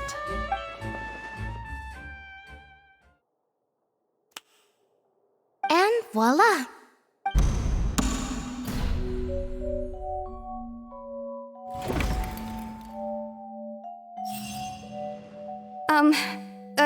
Sorry for the interruption. Wait, isn't that Halsey?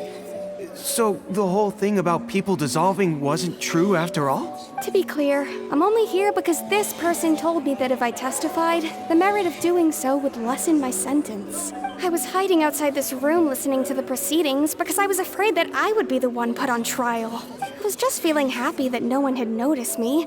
And then before I knew it, she caught me. That'll teach you to underestimate us three. Where should I begin? I'm sorry. I'm the one who killed Cowl. I admit it. What? Why? Firstly, my name isn't Halsey. It's Lillian, and I'm originally from Mondstadt. I heard that Linny's show was gonna be a real thriller, but I missed the chance to buy a ticket, so I stole one. That's how I make a living. I steal stuff here and there. And I'd never been caught before. But I was noticed at the harbor a few days ago, and I barely got away. Linny was the one who caught me in the act. Hey, no wonder you look familiar. So you were the thief! Liddy even mentioned that you were pretty skilled. Well, and I thought that would have been the end of it, but then the number selector chose me. He even mentioned the Fortress of Meripede. That's a prison, isn't it? So you can imagine how shocked I was. I thought he was on to me for sure. So I played along with the show while looking for an opening to flee. But then I got water poured on me for no reason, and then someone jumped into the tunnel to nab me. I wasn't going to take that lying down, so I knocked him out and stuffed him into the box. There was nowhere to run from there, though, so I had to change my clothes and hide in a box containing performance costume. I slipped out after the first guard arrived at the scene and continued hiding inside the opera house. Can a person even hide in there? But I swear I didn't know that the water tank would fall down. Really, I swear it. Had I known that, I wouldn't have put him in the magic box. I may be a thief, but I'm no killer. Well, that makes everything pretty clear now, doesn't it? This time, we need to tell the entire story from Lily-Ann's perspective.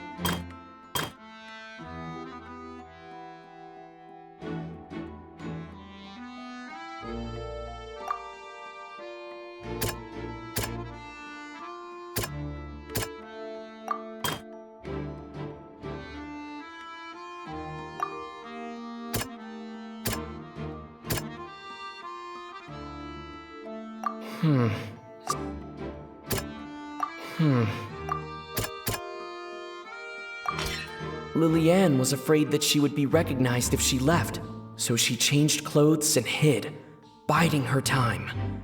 Just what one might expect of an experienced thief.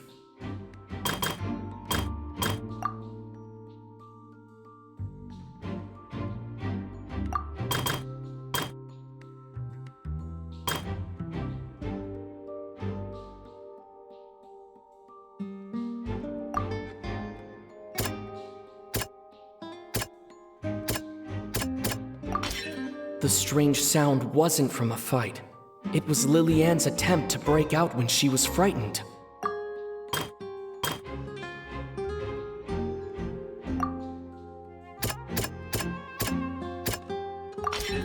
The flower vase was not broken to cover anything up, but it was smashed during the struggle between Lily-Ann and Cowl.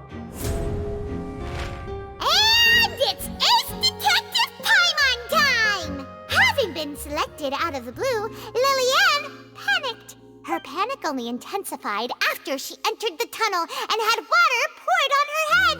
So she kicked the door open, producing the thud we all heard. Hearing the commotion, Cowl leapt into the tunnel, only to discover that Lily-Ann had not dissolved. He did not know that Lily-Ann was not from Fontaine, but was a thief who made her way in by stealing a ticket. Mistakenly believing that the water from the primordial sea needed time to take effect, he tried to force Lily-Ann back into the box. The two broke the flower vase during the struggle, but Lily-Ann came out on top, knocking Cowl out and putting him in the box. With no way of escaping, she changed her clothes and hid in the costume trunk until the performance ended.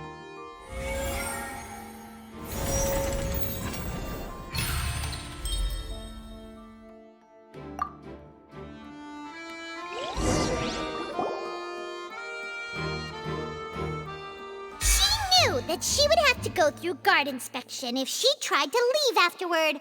So, she has been trapped in the Opera House these last 2 days. She had already become desperately hungry by the time we were chatting over macarons. So, she swiped 2 of them right under our noses.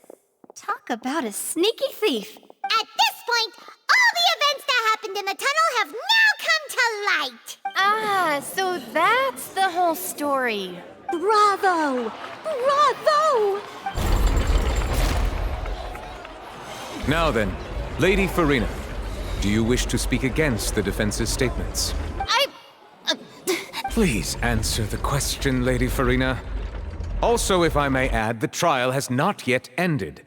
As such, I request that the prosecution not leave the room before the proceedings have concluded. What, are you reading my mind now? No, I have no further arguments. I admit defeat. But really, could you at least have left me with some dignity? Wow, look at that! She's like a deflated balloon now. If there are no objections, then as the Chief Justice of Fontaine, I shall once again repeat the full sequence of events. The actual perpetrator of the serial disappearances, Cowl, selected his next victim from the audience reservation list. With some modifications to the selector, he could ensure that the pre-selected young woman would be chosen. To cover up any evidence while committing the deed, Cowl thought of allowing the water tank to fall, which would conceal the water left behind after the young woman was dissolved. He also tampered with the rope suspending the water tank, using the fireworks at the end of the performance to cause the tank to drop and hide the watermarks. He poured the water from the primordial sea into a balloon during the preparation of the magic box and stuck it to the box's lid. Finally, he passed the prepared hook on a rope through the gap in the magic box's door when bringing the young woman to said box. When the magic trick officially began, the box containing the woman was lowered into the tunnel, tightening the hook rope and bursting the balloon containing the water. If all had gone to plan, the young woman would be dissolved at this time. However, Lily-Ann was not from Fontaine, and thus fled the box with a loud noise. Realizing that there was trouble, Cowl entered the tunnel and met Lily-Ann. Thinking that the waters had not yet taken effect, he decided to proceed. However, his opponent was more capable than he thought, and he was overcome, knocked unconscious, and placed into the magic box, and thus became his own final victim. Lily-Ann, according to her own statements, then changed clothes and hid until the performance ended, before hiding in other parts of the opera house. As for Linny, he was in the underground structures within the opera house, and was thus ignorant of these happenings. From this reconstruction of events, we can conclude that Linny, the accused, is in fact... While there is much in Linny and Lily-Ann's conduct that should still be investigated separately, This case, at least, can be handed over to the Oratrice to make the final decision.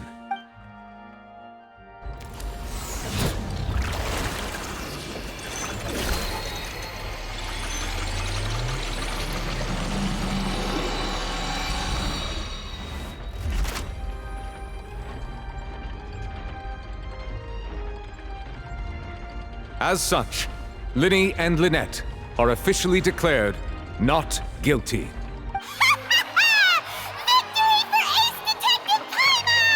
Great work, partners.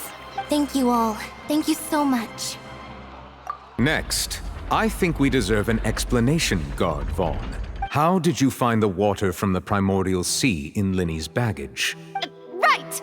Your discovery caused me to make a serious mistake, you know. Or was that not a discovery, but false evidence that you dared to bring before this court? I suspect that the accomplice mentioned in Cowell's notes was not Linny, but you, yes? I'm sure you know what you must do to lessen your sentence. Speak quickly! Unless you want to earn yourself a one-way ticket to Coupon Town. I was just following orders. We were supposed to place blame for the serial disappearances onto Linny, and thus cause suspicion to fall on the Fatui. The higher-ups said this was the best opportunity to do so. And now that your plan has fallen through, and the secrets of the water have been revealed, you have become a liability to said higher-ups, yes? Therefore, you would be wise to tell everything you know, and seek the protection of the guards. Yes, I'll tell you everything I know. Our boss discovered that the water can cause people to dissolve. It can also be made into a potion, which when extremely diluted, can cause people to experience unforgettable exhilaration. We've been in this business for a while now, and have made decent more off it. The disappearances were also the boss's idea. I mean, this is the boss we're talking about.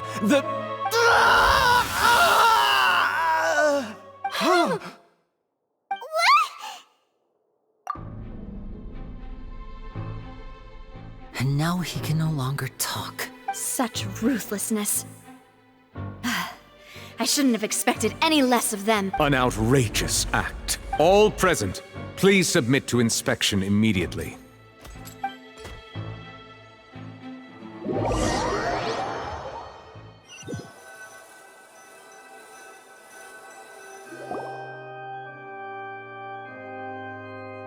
So, we're just going back now?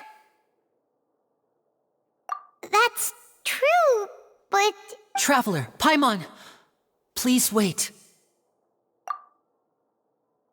Linny... I know you may not want to speak to me right now.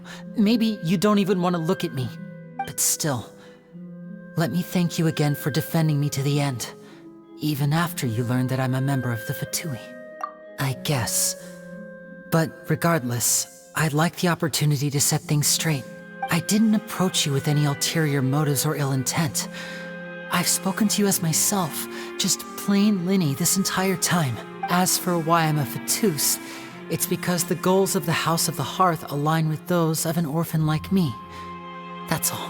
That was how Father, who you might know as the Knave, approached recruiting us back then too. The Knave? The one who controls the House of the Hearth? She's your father? That's right. And since we're here, I was wondering, would you mind hearing a story? It's about my past. Back when our parents first died, Lynette and I were left wandering the streets. To survive, I took to surreptitiously observing an older street performer who did magic. It took me several days to figure out how he pulled off his amazing tricks. I took my sister through several streets until we found a crowded corner, and we began to perform magic tricks there. To my surprise, we proved to be pretty popular, and we could at least stop worrying about where our next meal would come from for a time. But I didn't want my sister to remain a street rat together with me forever.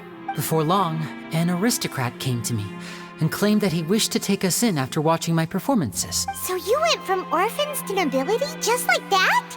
That was how we felt at first too. As if fate was on our side and we could say goodbye to those painful days. But I gradually discovered that while we were called foster children, He was really after my talent for magic tricks. He would constantly take me to all sorts of banquets to garner attention, which he would then use to expand his social circles. That doesn't seem too bad either. Better than roaming the streets at any rate. It took a while for me to realize just how dark his heart really was. After one particular performance at a banquet, I discovered that Lynette was not on the same return vehicle as me. I waited a long time after we returned home, but she did not come back. I went to that noble's bedroom and asked him about her whereabouts. The answer he gave me was, she caught the eye of the most eminent person at the banquet, so I sent her over as a gift. I mean, you'll be able to perform your magic regardless of who your assistant is, yes? Oh no. So he was gonna... But wouldn't Fontaine's laws deal with such people? As far as outsiders are concerned, this is a relationship akin to adoption or foster care, and they have their ways of escaping the eye of the law. I managed to ferret out the location of the mansion of that so-called eminent person and hurried through the night. But by the time I leaped over the walls, avoided the guards, and made my way in, all I saw was the moonlit ground covered in blood, and the knave standing there in the darkness. So, she'd already taken care of that guy. That's right. She had rescued my sister before she could come to any harm, and had even discovered several girls hidden in a basement, all of them orphans. Father, the knave, might have seen something in me, and so she made me an offer. The House of the Hearth welcomes you, for your interests align with ours. Here, none will ever betray you. Indeed, betrayal shall never be permitted here. I was hesitant to trust her. I had just been betrayed by nobles, but she was also quick to destroy the noble who had taken us in at first, giving us back our freedom. Oh, so that's how the two of you joined the House of the Hearth. She has her own plans. She has gained permission from the Tsaritsa to first use the Gnosis' power once she obtains it. She plans to use it to find a way to break the prophecy and save Fontaine. So, she believes in that prophecy too? That's right. The whole House of the Hearth is currently working to combat that crisis. Today's case has also proven that people from Fontaine can indeed dissolve into some sort of water, thus further supporting the prophecy. Everyone at Hotel Bouffe d'été, including the knave, has their roots in Fontaine. And we will always defend our homeland. To us orphans, the only connection we have left to this world, apart from our family, is our homeland. So, from small deeds like distributing magic pockets to huge schemes like stealing a Gnosis, everything is aimed at dealing with that prophecy. It's all right. I understand. The only thing I can do is relate all this to you. I just hope you can understand that even as a member of the House, I have never stopped making my own decisions, and that I believe what I'm doing is right. If you should need anything at all in the future, feel free to find me. I will do my best to help you, as plain Linny.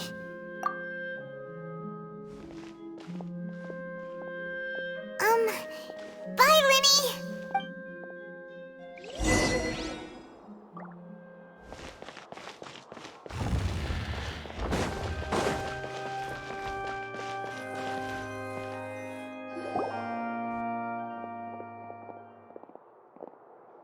Hey there!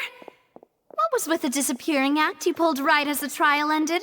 Were you looking for us, Navia? Well, this whole thing isn't exactly over, is it? I do feel that we're getting closer to solving the serial disappearances case, though. Don't you think so, too? Huh? What's wrong, my dear partner? Besides, are you sure we're the ones who've been cracked a case that's been cold for decades now? And given that there's new evidence from the trial, there should be a trail of breadcrumbs for the Hydro Archon's people to follow now, right? Ah, I see. Well, I won't lie. I'm a little shocked to hear that from you.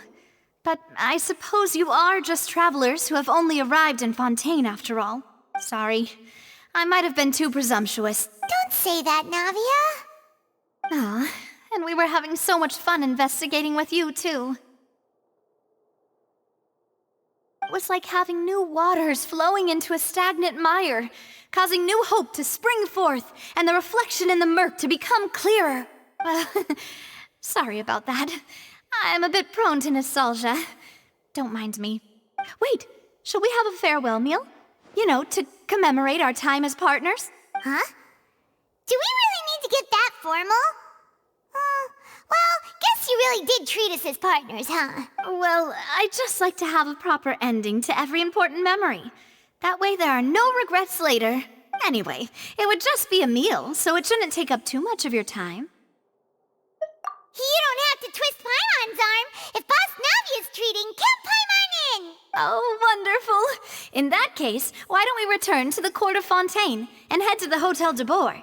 I believe we'll make it just in time for dinner. All right then, let's have our farewell meal!